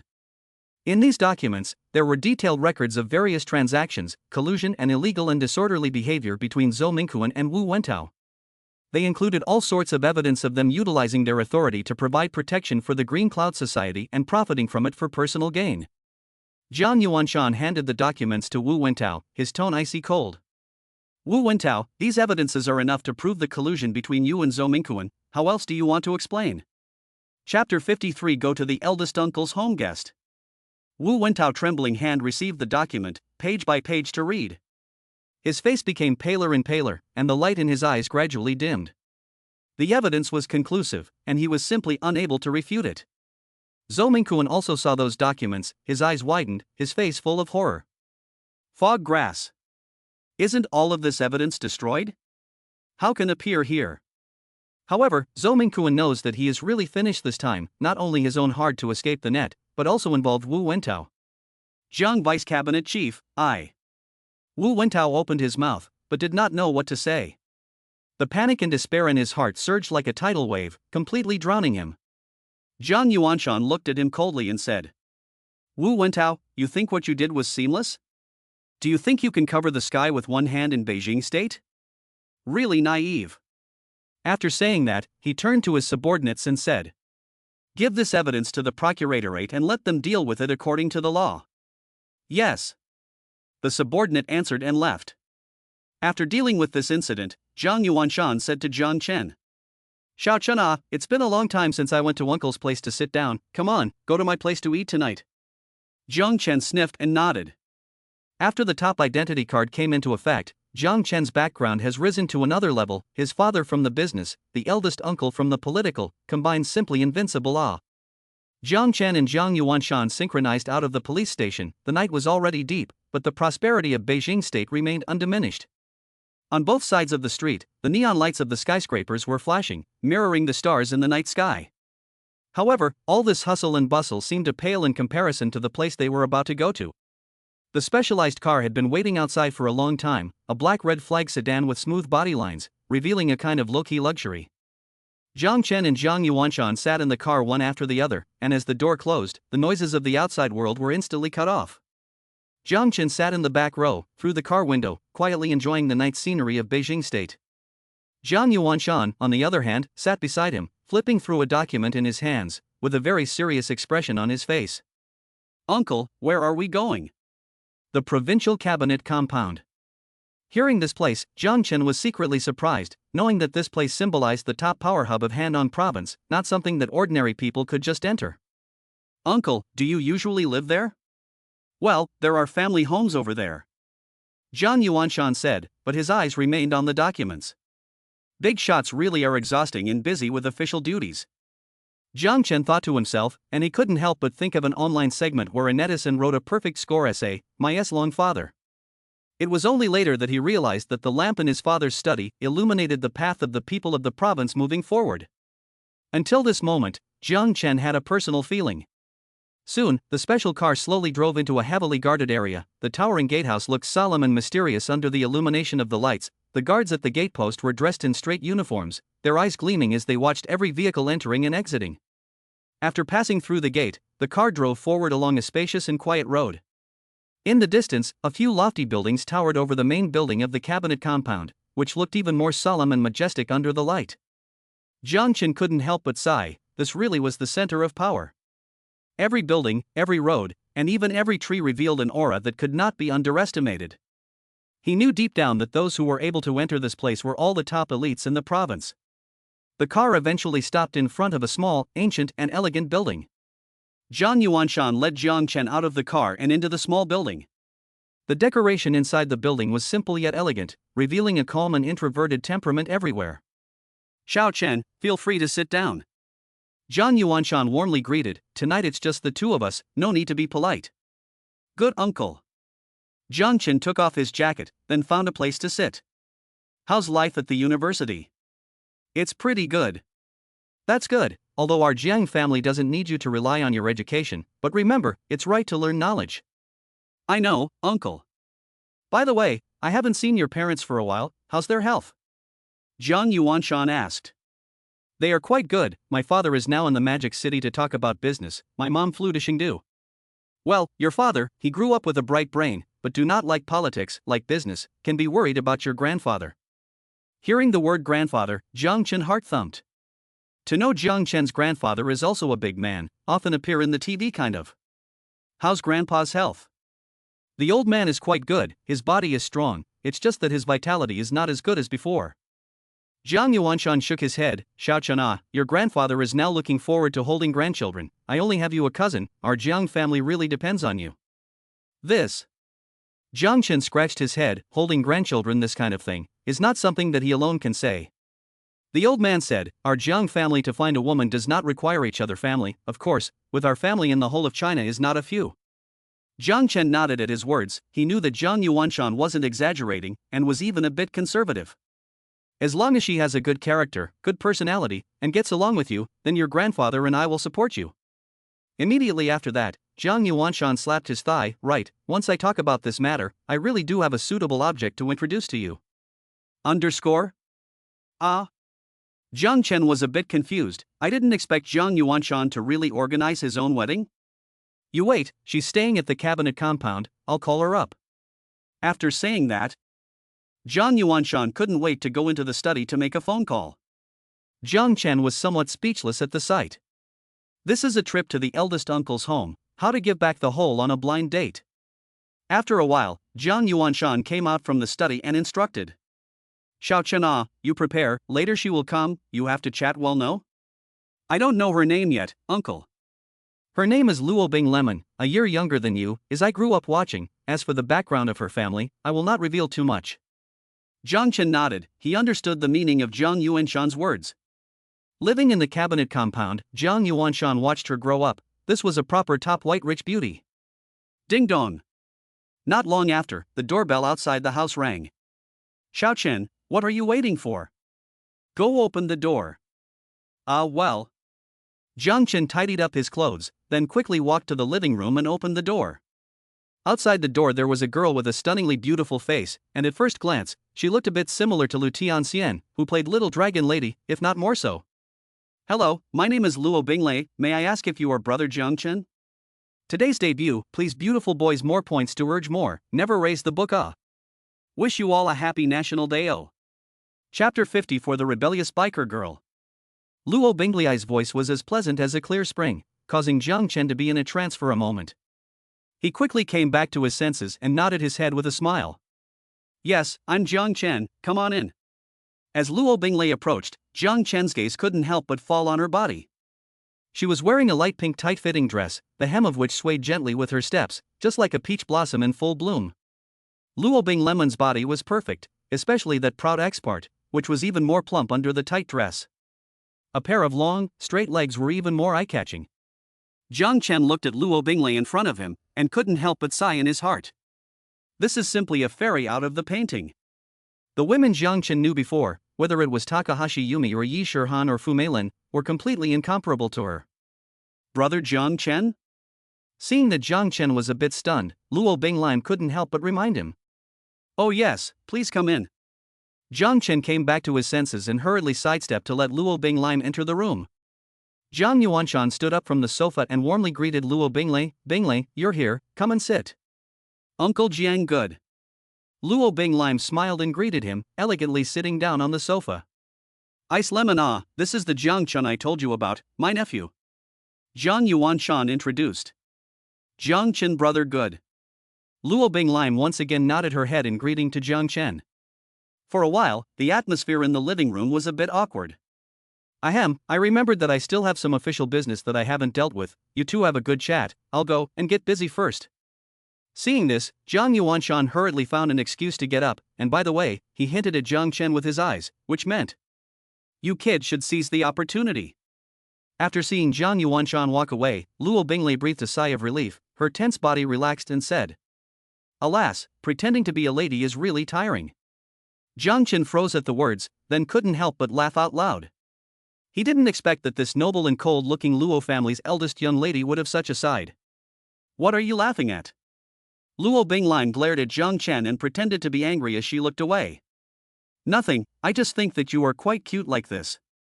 Jiang Chen honestly said that he did feel that Luo Binglei's current appearance was much more vivid than the ladylike appearance just now. Cute? This young lady is taking the high and cold route, don't talk nonsense. Luo Binglei beamed and muttered in dissatisfaction. Jiang Chen smiled and didn't say anything. He suddenly realized that this Miss Luo didn't seem as unapproachable as she appeared. By the way, I heard that you're also studying at a university, which school is it? Luo Binglei didn't seem to want to continue this topic and took the initiative to change the subject. I'm at Beijing State University. Jiang Chen replied. Wow, that's awesome. That's one of the top universities in our country. A trace of admiration flashed through Luo Binglei's eyes. Although she wasn't very interested in studying, she was still very impressed by those real schoolmasters. Fortunately, it's just better luck. Jiang Chen said modestly. Next, the two of them got better at chatting. from studies to life, from movies to music, and soon became acquainted. And Luo Binglei also completely let herself go, no longer deliberately maintained that ladylike image, sometimes laughing, sometimes witty words, let Jiang Chen impressed. Brother Jiang Chen, do you know? I actually hate blind dates, I always feel like I'm being manipulated by my parents. Luo Binglei suddenly said. I don't know. In fact, I also quite disgusted, always feel that this way is too deliberate. Jiang Chen nodded with deep sympathy. However, this blind date today, I do think it's quite interesting. Luo Binglei looked at Jiang Chen and said with a smile. Oh? Why? Jiang Chen asked curiously. Because, I met an interesting person. Luo Binglei blinked her eyes and said mysteriously. Jiang Chen froze at the words, then reacted and laughed. I think you're pretty interesting too. Luo Binglei pouted. I'm serious, by the way, brother Jiang Chen, do you like riding a locomotive? Motorcycle? You are interested in that? Jiang Chen was a bit surprised. Well, I like it, but my family is too strict and won't let me ride it, but I'm going to secretly buy one. Ha, I didn't expect you to be a rebellious biker girl. Luo Binglei rolled a good-looking white eyes, said. What rebel girl, riding a motorcycle, how cool ah. Looks like you really like it. Jiang Chen said with a smile. Of course, I've always wanted to have a motorcycle of my own, to be able to freely ride on the highway, enjoying that kind of windy feeling. A trace of longing flashed through Luo Binglei's eyes. Since you like it so much, why don't I take you to pick one out? Jiang Chen proposed. Really? That's great. Luo Binglei jumped up excitedly, but soon said with some concern, but my family will definitely not agree. Don't worry, just put it at my place after you buy it, you can ride it anytime. Jiang Chen comforted. Good idea. When are we going? Luo Binglei asked impatiently. Now, I don't have anything to do anyway, so I'll go with you to take a look. Jiang Chen and Luo Binglei went to a well-known biker specialty store nearby. The store was located in the industrial area of the city, surrounded by several auto repair stores and accessory stores, and most of the vehicles coming and going were hobby tuners or biker enthusiasts. The biker store is housed in a low-rise but spacious warehouse-style building, with the exterior walls painted with various cool biker designs, full of street culture. Inside, the store is brightly lit and displays a wide range of bikes, from classic vintage models to modern racing models. The first thing that strikes you when you walk into the store is the rows and rows of neatly arranged locomotives, polished and shining as if they are waiting for their new owners. The smell of motor oil and new bikes permeates the air inside the store, and for motorcycle enthusiasts, this smell has an inexplicable attraction.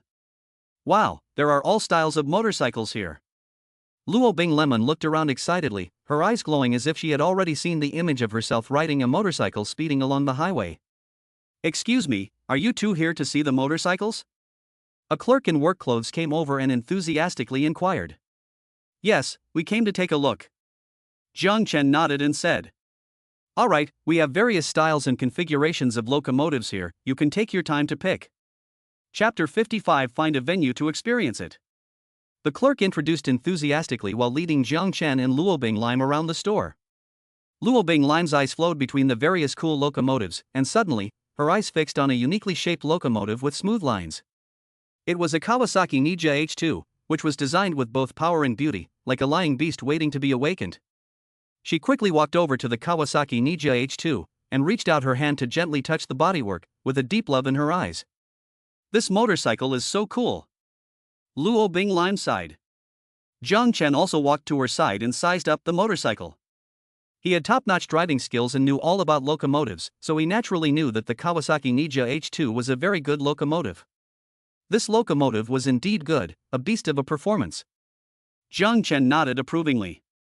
The clerk also enthusiastically introduced, you two really have a good eye, this Kawasaki Ninja H2 is our store's star product. It is equipped with a 998 cubic centimeters 4-stroke 4-cylinder engine, the maximum horsepower can reach 200 horsepower, the top speed is as high as 360 kilometers per hour, and its advanced suspension system and brake system to ensure the stability and safety in high-speed driving.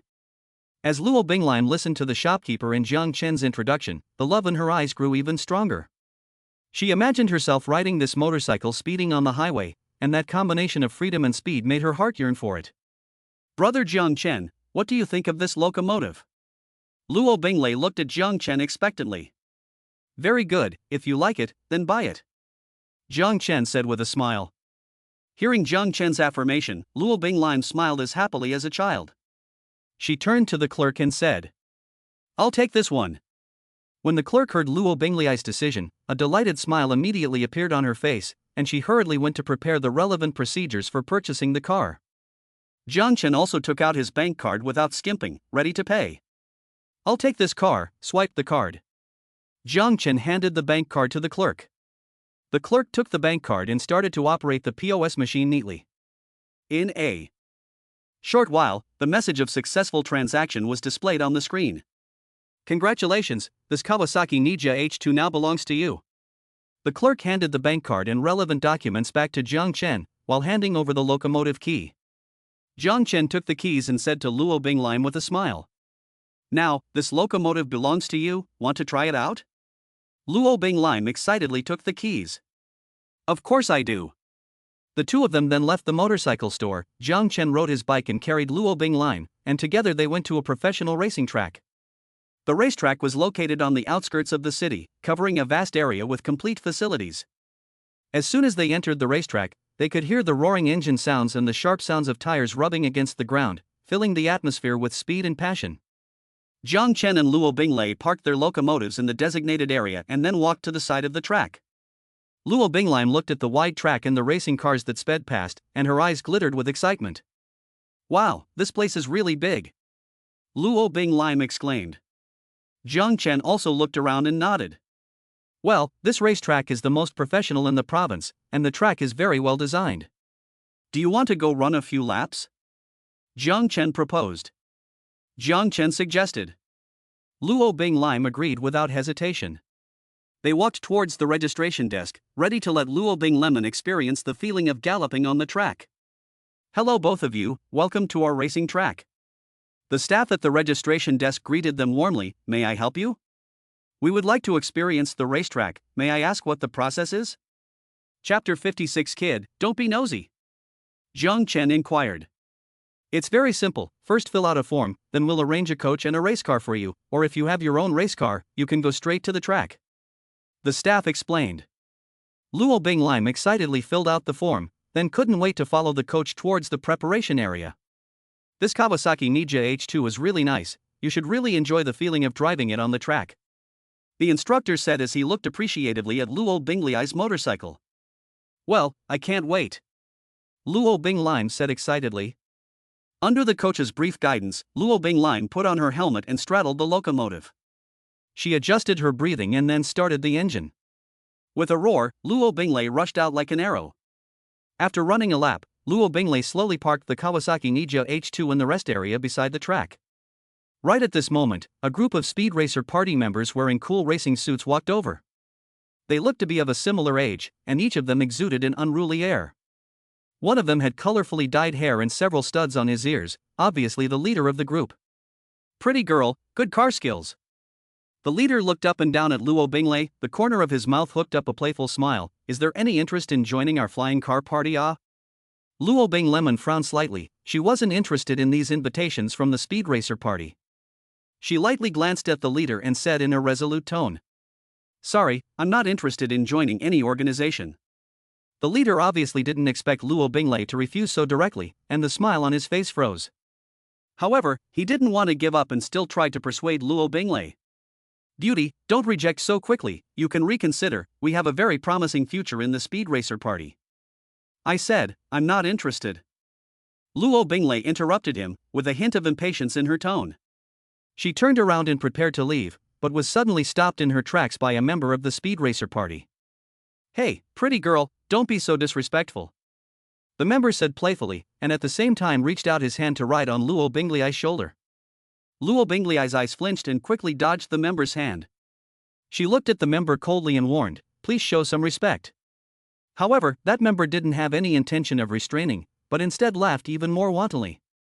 "Ah, beautiful girl, don't be so high and mighty, just play with us, we guarantee you'll be happy," said. He once again reached out his hand and wanted to touch Luo Binglai. This time, Luo Binglai did not dodge, but directly grabbed the wrist of that member, said in an icy tone, "I repeat, please show some respect, otherwise, don't blame me for not being polite."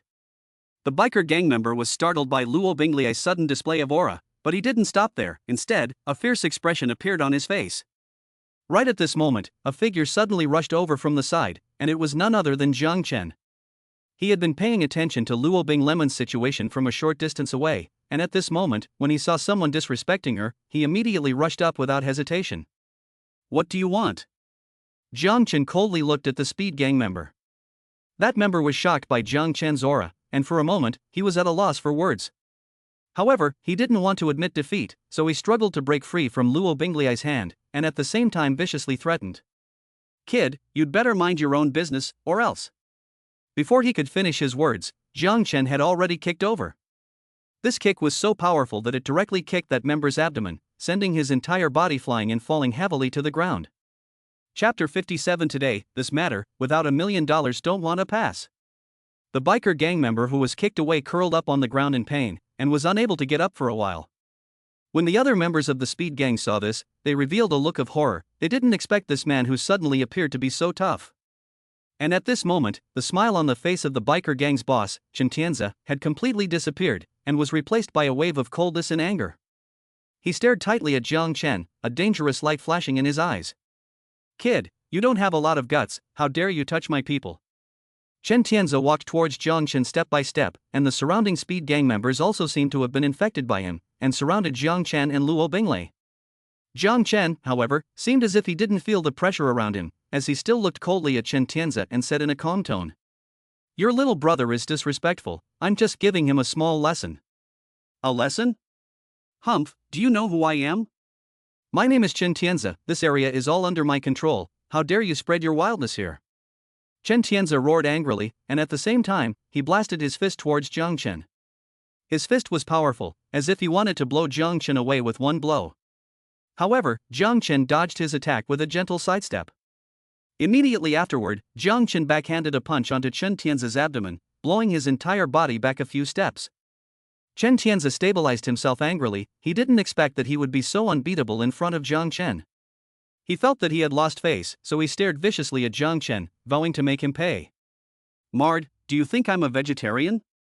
With that, Chen Tianzi suddenly pulled out a dagger from his waist and rushed towards Jiang Chen. His speed was extremely fast, and the dagger cut a cold light in the air, aiming straight for Jiang Chen's throat. Jiang Chen's eyes flinched. He hadn't expected Chen Tianzi to use a weapon. However, he didn't panic and responded calmly. With a flash of his body, he dodged Chen Tianzi's attack, and at the same time, he grabbed his wrist, and with a forceful twist, he snatched the dagger over. "Ah!" Chen Tianzi let out a cry of pain and let go of the dagger with a loose hand. He looked at Jiang Chen in shock, not expecting this man to be so powerful. And at this moment, the surrounding members of the speed gang also revealed expressions of horror. They knew that they were afraid that they had kicked the bucket today. Jiang Chen coldly looked at Chen Tianzi and said in an icy tone, "I'll say it again, don't mess with me, or else, I don't mind letting you speed racer party see blood." With a flick of the dagger in his hand, he made a cut on Chen Tianzi's arm, and blood immediately flowed out, staining his sleeve red. Chen Tianzi looked at the blood seeping out of his arm. The anger on his face was gradually replaced by fear. He knew deep down that he was no match for Jiang Chen, and if he continued to entangle himself, he was afraid that he would suffer an even greater loss. He retreated a few steps back, keeping a certain distance from Jiang Chen, then glared viciously at Jiang Chen and turned to the side. "Kid, you wait, I won't let you off." Chen Tianzi gritted his teeth and said, at the same time, he took out his cell phone and started to make a call. Jiang Chen didn't stop him, he just coldly looked at his back with a disdainful smile on his face. "Hello, second uncle, it's me, Tianzi." After the call was connected, Chen Tianzi immediately changed to a respectful tone. "Tianzi, what's wrong? Do you need help from your second uncle?" On the other end of the phone, a thick voice came out. "Second uncle, I've encountered a bit of trouble and need your help to solve it." Chen Tianzi added some vinegar to the story, and finally gritted his teeth and said, "Uncle, you can give me a decision. I have never eaten this kind of loss. I've never suffered this kind of loss. How dare someone touch you? He's really got a lot of guts." "Tianzi, don't worry, I'll leave this to your uncle. I'll make sure that kid begs for mercy on his knees." The second uncle on the other end of the phone immediately became enraged after hearing Chen Tianzi's complaint. He had been in this neighborhood for so many years, and no one had ever dared to give him so little face. "Thank you, second uncle." Chen Tianzi let out a sigh of relief after hearing his second uncle's assurance. With his second uncle's presence, he believed that Jiang Chen, that brat, would definitely pay the price. After hanging up the phone, Chen Tianzi turned towards Jiang Chen with an arrogant smile on his face once again. Kid, you're dead. Today? Without $1 million, don't even think about going over. Chapter 58, I'll see who dares to make a move. Jiang Chen couldn't help but laugh dumbly when he heard Chen Tianzi's words. He shook his head as if he was looking at an unreasonable child. $1 million? You really dare to ask for it? Just then, a rush of footsteps came from the distance, accompanied by heavy panting. Chen Tianzi's second uncle, Chen Min, hurriedly brought people to the scene. Chen Min was stout, with a cross-faced face that looked menacing. He was wearing a black undershirt, his muscles bulging, and he looked like a practiced fighter. Behind Chen Min, there were dozens of ferocious-looking gang members. His arrival made the surrounding speed gang members feel as if they had found their backbone. One by one, they all gathered around, aggressively staring at Jiang Chen. Tianzi, what's going on? Who bullied you? Chen Min saw the wound on Chen Tianzi's arm at a glance, and his face immediately sank. Second uncle, it's him. Chen Tianzi added to the story, and finally gritted his teeth and said. Second uncle, you have to make a decision for me. Chen Min sniffed and looked coldly at Jiang Chen. Kid, are you the one who moved Tianzi? Do you know who I am? Jiang Chen, however, seemed as if he hadn't felt Chen Min's threat. He still stood calmly in place, looking at Chen Min indifferently. I don't know who you are, and I don't want to know. All I know is that your nephew is disrespectful, and I'm just giving him a small lesson. A lesson? Humph, do you know that this area is under my control? You even dare to act wildly here. Chen Min roared angrily, while taking a step out and blasting towards Jiang Chen. His fist was powerful, as if he wanted to blast Jiang Chen away with a single blow. However, Jiang Chen dodged his attack with a gentle sidestep. Immediately afterward, he backhanded Chen Min's abdomen, blowing his entire body back a few steps. Chen Min stabilized his stance, a shocked expression on his face. He hadn't expected that Jiang Chen would be able to dodge his attack and still be able to counterattack. At this moment, he finally realized that he might have met an expert. However, he didn't give up on this, but stared viciously at Jiang Chen, ready to attack again. However, right at this moment, Jiang Chen suddenly moved. With a flash, he arrived in front of Chen Min and grabbed his wrist. Ah! Chen Min let out a cry of pain and looked at Jiang Chen in shock. He hadn't expected that Jiang Chen's speed was so fast that he couldn't react at all. And at this moment, he felt as if his wrist was caught in an iron vise, unable to move. With this amount of catty you have, how dare you learn to come out and mix with others? Jiang Chen said in an icy tone, and at the same time, with a forceful twist of his hand, he twisted Chen Min's wrist out of shape. Chen Min's face turned white with pain, and cold sweat broke out on his forehead. He shouted towards his juniors behind him. What are you waiting for? Give me to do him. Hearing Chen Min shout, the punks woke up and roared at Jiang Chen, as if they wanted to tear him to pieces. Jiang Chen, however, remained calm, a hint of disdain flashing in his eyes. Right at this moment, a sudden burst of sharp brakes sounded, followed by a number of black commercial vehicles that sped up and stopped at the periphery of the chaotic scene. The car doors opened in unison, and a group of bodyguards dressed in black suits with robust physiques quickly got out of the cars. Their gazes were cold, and their movements were neatly organized, as if they were well-trained warriors. I see who dares to make a move. Chapter 59. What the hell is going on here? Jiang Long shouted, his voice as loud as a bell, instantly drowning out the cacophony of the scene. The punks were startled by this sudden turn of events, stopping and looking back. Chen Min also froze. He stared wide-eyed at the group of black-robed men that suddenly appeared, an ominous premonition welling up in his heart. Chen Min swallowed a mouthful of saliva and roared in a colorful manner. Who are you guys? Dare to meddle in my Chen Min's affairs? Are you tired of living? Jiang Long did not answer, but coldly swept a glance at Chen Min and his minions. That look, as if looking at a group of lambs to be slaughtered, was full of disdain and indifference. Chen Min was completely enraged by Jiang Long's eyes, and he roared. Damn it, give it to me. Fuck them to death. However, his juniors hesitated at this moment. As they looked at Jiang Long and the others' cold gazes and robust physiques, a sense of fear surged in their hearts. These black-clothed men, at a glance, were not ordinary bodyguards, and the aura on their bodies was as if they were even more terrifying than those professional killers. However, Chen Min's order could not be disobeyed, so a few bold punks rushed up with a stiff upper lip. They waved the sticks and knives in their hands, trying to use their numerical advantage to suppress Jiang Long and the others. However, they soon realized that they were wrong. As if Jiang Long and the others were well-trained warriors, they swiftly and accurately dodged their attacks, and each counterattack struck their vitals with unparalleled precision. Ah! Ouch! Miserable screams were heard one after another, and in less than a minute's time, those punks who had rushed forward had already collapsed on the ground, groaning in agony. Chen Min was completely stunned at this moment. He watched as his little brothers were knocked to the ground one by one, his heart filled with fear and despair. He realized that Jiang Long and the others were definitely not simple. "Who the hell are you guys?" Chen Min asked with a trembling voice. Jiang Long walked to Chen Min and looked at him coldly. "Who we are is not important, what is important is that you have offended someone you should not have offended." Chen Min's face instantly turned pale. He knew that he had really kicked the iron plate this time. He was flustered in his mind, his eyes darted around. Suddenly, he saw the cell phone in his hand, as if he had grabbed a life-saving straw. You guys wait!" Chen Min roared in color, while pulling out his cell phone, quickly rummaging through the address book. "I'll call someone, if you guys dare to move me, I guarantee you won't see tomorrow's sun." Jiang Chen looked at him coldly, the corner of his mouth hooked up a mocking smile. "Calling people? Do you think the people you call can save you?"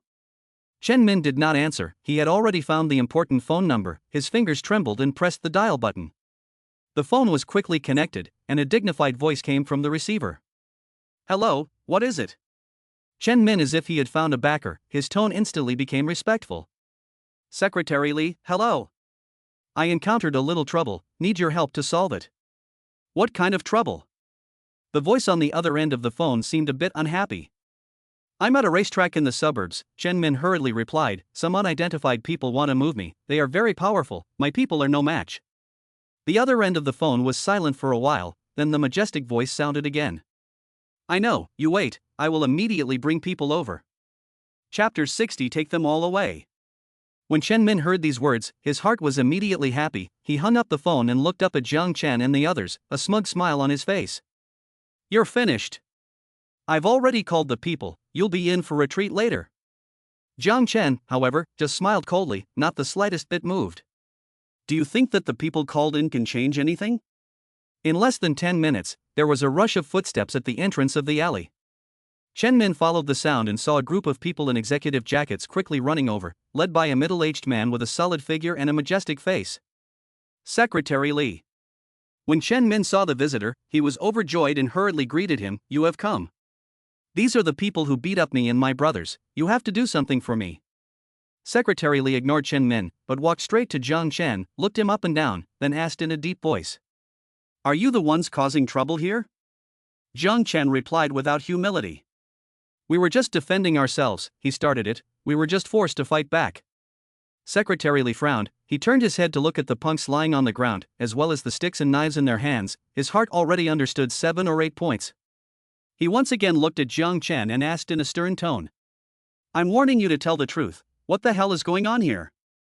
As the secretary of the city cabinet, Li Bingtao had always liked to use his power to crush people.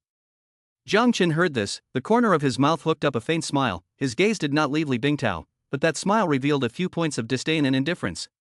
He gently shook his head, as if he was making a silent resistance to Li Bingtao's question, or a mockery of this entire scene. "Do you think that with this layer of skin on your body, you can arbitrarily reverse black and white and determine right and wrong?" Jiang Chen's voice was not high, but it clearly reached everyone's ears. Li Bingtao had wanted to use this opportunity to demonstrate his authority, but he didn't expect to encounter such an attitude from Jiang Chen. His face instantly clouded over, his brows locked, and his eyes glittered with the anger that came from being belittled. As the secretary of the city cabinet, he was used to the respect of the people around him. When had he ever received such cold treatment? "Bold! How dare you talk to me like that?" Li Bingtao shouted angrily, his voice carrying an unquestionable majesty, trying to use his power to suppress Jiang Chen's aura. Seeing this, the attendants behind him also took a step forward, ready to act on command at any time. However, Jiang Chen acted as if he hadn't heard them, still maintaining the same aloofness and calmness. He slowly turned his head and swept his eyes over the punks and Li Bingtao's entourage one by one, eventually returning to Li Bingtao's face, his eyes revealing a maturity and depth beyond his years. "How the truth, you and I.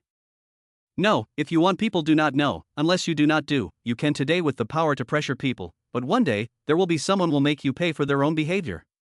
Jiang Chen's words were calm and powerful, every word was like a heavy hammer, hitting Li Bingtao's heart. Li Bingtao's face turned iron blue, he was clearly stung by Jiang Chen's words. He took a deep breath and tried to calm himself, but the anger in his eyes grew more and more intense. He understood that if today's matter was not handled well, not only would His Majesty be damaged, but it could also affect his career. Good, very good. You wait and see, I will let you know what regret is. Li Bingtao finished gritting his teeth, turned to his entourage and ordered, bring them all back, I want to interrogate them personally. Chapter 61 Li Bingtao's plea for forgiveness. With Tian Bingtao's order, the attendants quickly moved to surround Jiang Chen and the others, preparing to forcibly take them away. However, right at this moment, a sharp sound of a car engine came from far and near, breaking the tense atmosphere of the scene. An imported Audi A6 accompanied by ear-splitting brakes steadily stopped at the side of the road, raising a cloud of dust. The car door quickly opened, and a middle-aged man wearing a straight suit with a cold face stepped out of the car. His pace was steady and his eyes were sharp, as if he was able to perceive everything. This person was none other than Jiang Yuanshan's secretary, Fu Minghui. As soon as Li Bingtao saw Fu Minghui, the anger on his face instantly solidified, replaced by disbelief and shock. He never expected that such a seemingly ordinary street conflict would alarm the secretary of the provincial cabinet. Fu Minghui's appearance had undoubtedly added a few unpredictable colors to the storm. Secretary Hu, how are you? Li Bingtao's words were tinged with a few moments of embarrassment and incomprehension as he quickly stepped forward and tried to explain the situation at hand, but didn't know where to start. Fu Minghui didn't respond immediately, but instead looked around, his gaze sweeping back and forth between Jiang Chen, Li Bingtao, and those surrounded by the crowd. Secretary Li, I heard that there are some misunderstandings that need to be resolved here? Fu Minghui's voice was low and powerful, every word revealing an authority that could not be ignored. Li Bingtao's heart tightened, he knew that Fu Minghui's intervention meant that this matter was no longer a simple street brawl, but had risen to a higher level of ZZZ considerations. He barely managed to squeeze out a smile and tried to salvage the situation. Secretary Hu, it is just some small matter that I am planning to bring back to the bureau to deal with. Small matters? Fu Minghui gently shook his head, with a few points of reproach in his tone. In this city, every little thing can become a destabilizing factor that affects the big picture. It cannot be ignored. Saying that, Fu Minghui slowly walked towards Jiang Chen, then gave him a look, meaning that this matter was left to him to handle. Seeing this, Li Bingtao had mixed feelings in his heart. He realized that today's matter was far beyond his control, and Fu Minghui's appearance was undoubtedly a stern warning to him. The young man in front of him had a terrifying background.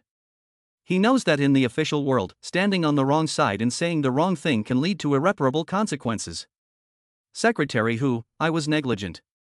Li Bingtao finally opened his mouth, his voice carried a bit of sincerity and helplessness. I should have handled this kind of incident more cautiously to avoid bringing unnecessary negative impacts to the society. Please forgive me for my recklessness.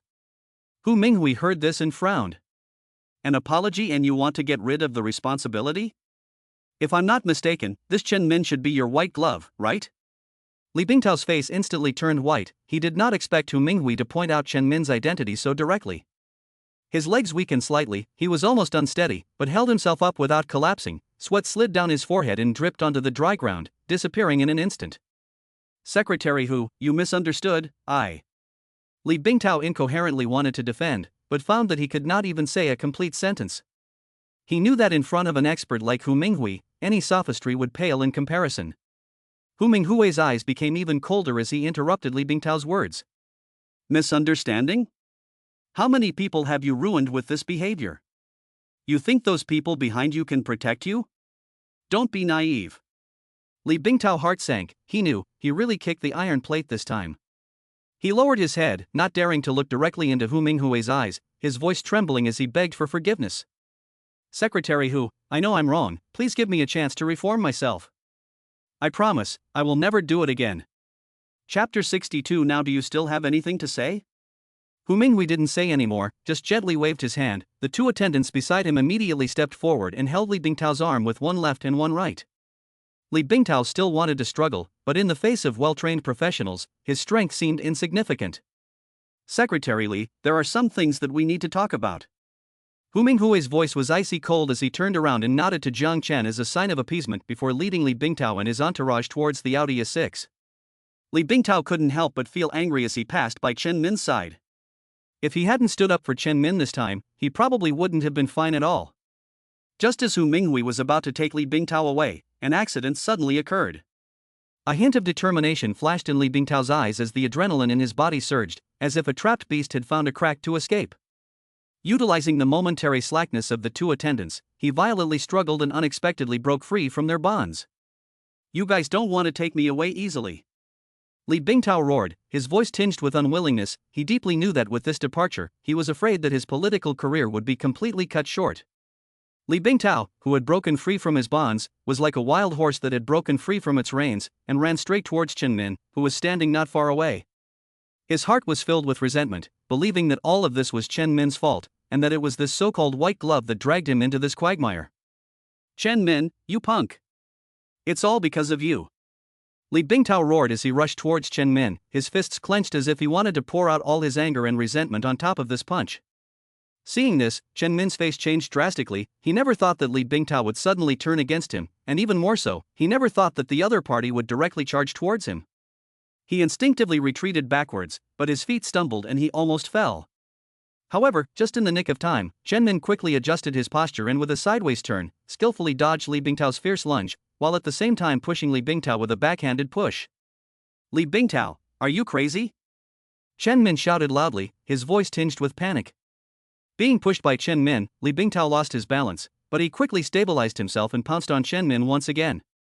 The two of them engaged in a fierce struggle within the narrow space, punches and kicks exchanged, and the scene got out of control for a while. The surrounding crowds were so frightened by this sudden turn of events that they backed away, screams rising and falling. Jiang Chen, on the other hand, stood on the side, calmly observing all of this, his face without the slightest bit of surprise, as if everything was expected of him. "Stop!" Hu Minghui, who was on the side, opened his mouth. His voice was not high, but it carried an unquestionable majesty. However, at this moment, Li Bingtao and Chen Min had already completely fallen into a state of madness, so how could they still listen? Just as the two were fighting, the attendants around Hu Minghui finally moved. They quickly stepped forward, forcibly separating the two men and firmly controlling them. Both Li Bingtao and Chen Min were pressed to the ground, panting heavily, their eyes filled with unwillingness and anger. "Enough!" Hu Minghui walked forward and looked at these two wretched people, his tone held deep disappointment. "You think this will solve the problem? It's really ridiculous." With that, Hu Minghui waved his hand, signaling his attendants to take the two away. This time, neither Li Bingtao nor Chen Min made any more resistance. They knew that no matter how much they struggled, they would not be able to change their upcoming fate. At this point, only Chen Tianze and the others were left at the scene. Jiang Chen took 2 steps forward and asked, "Chen Tianze, is there anything else you want to say now?"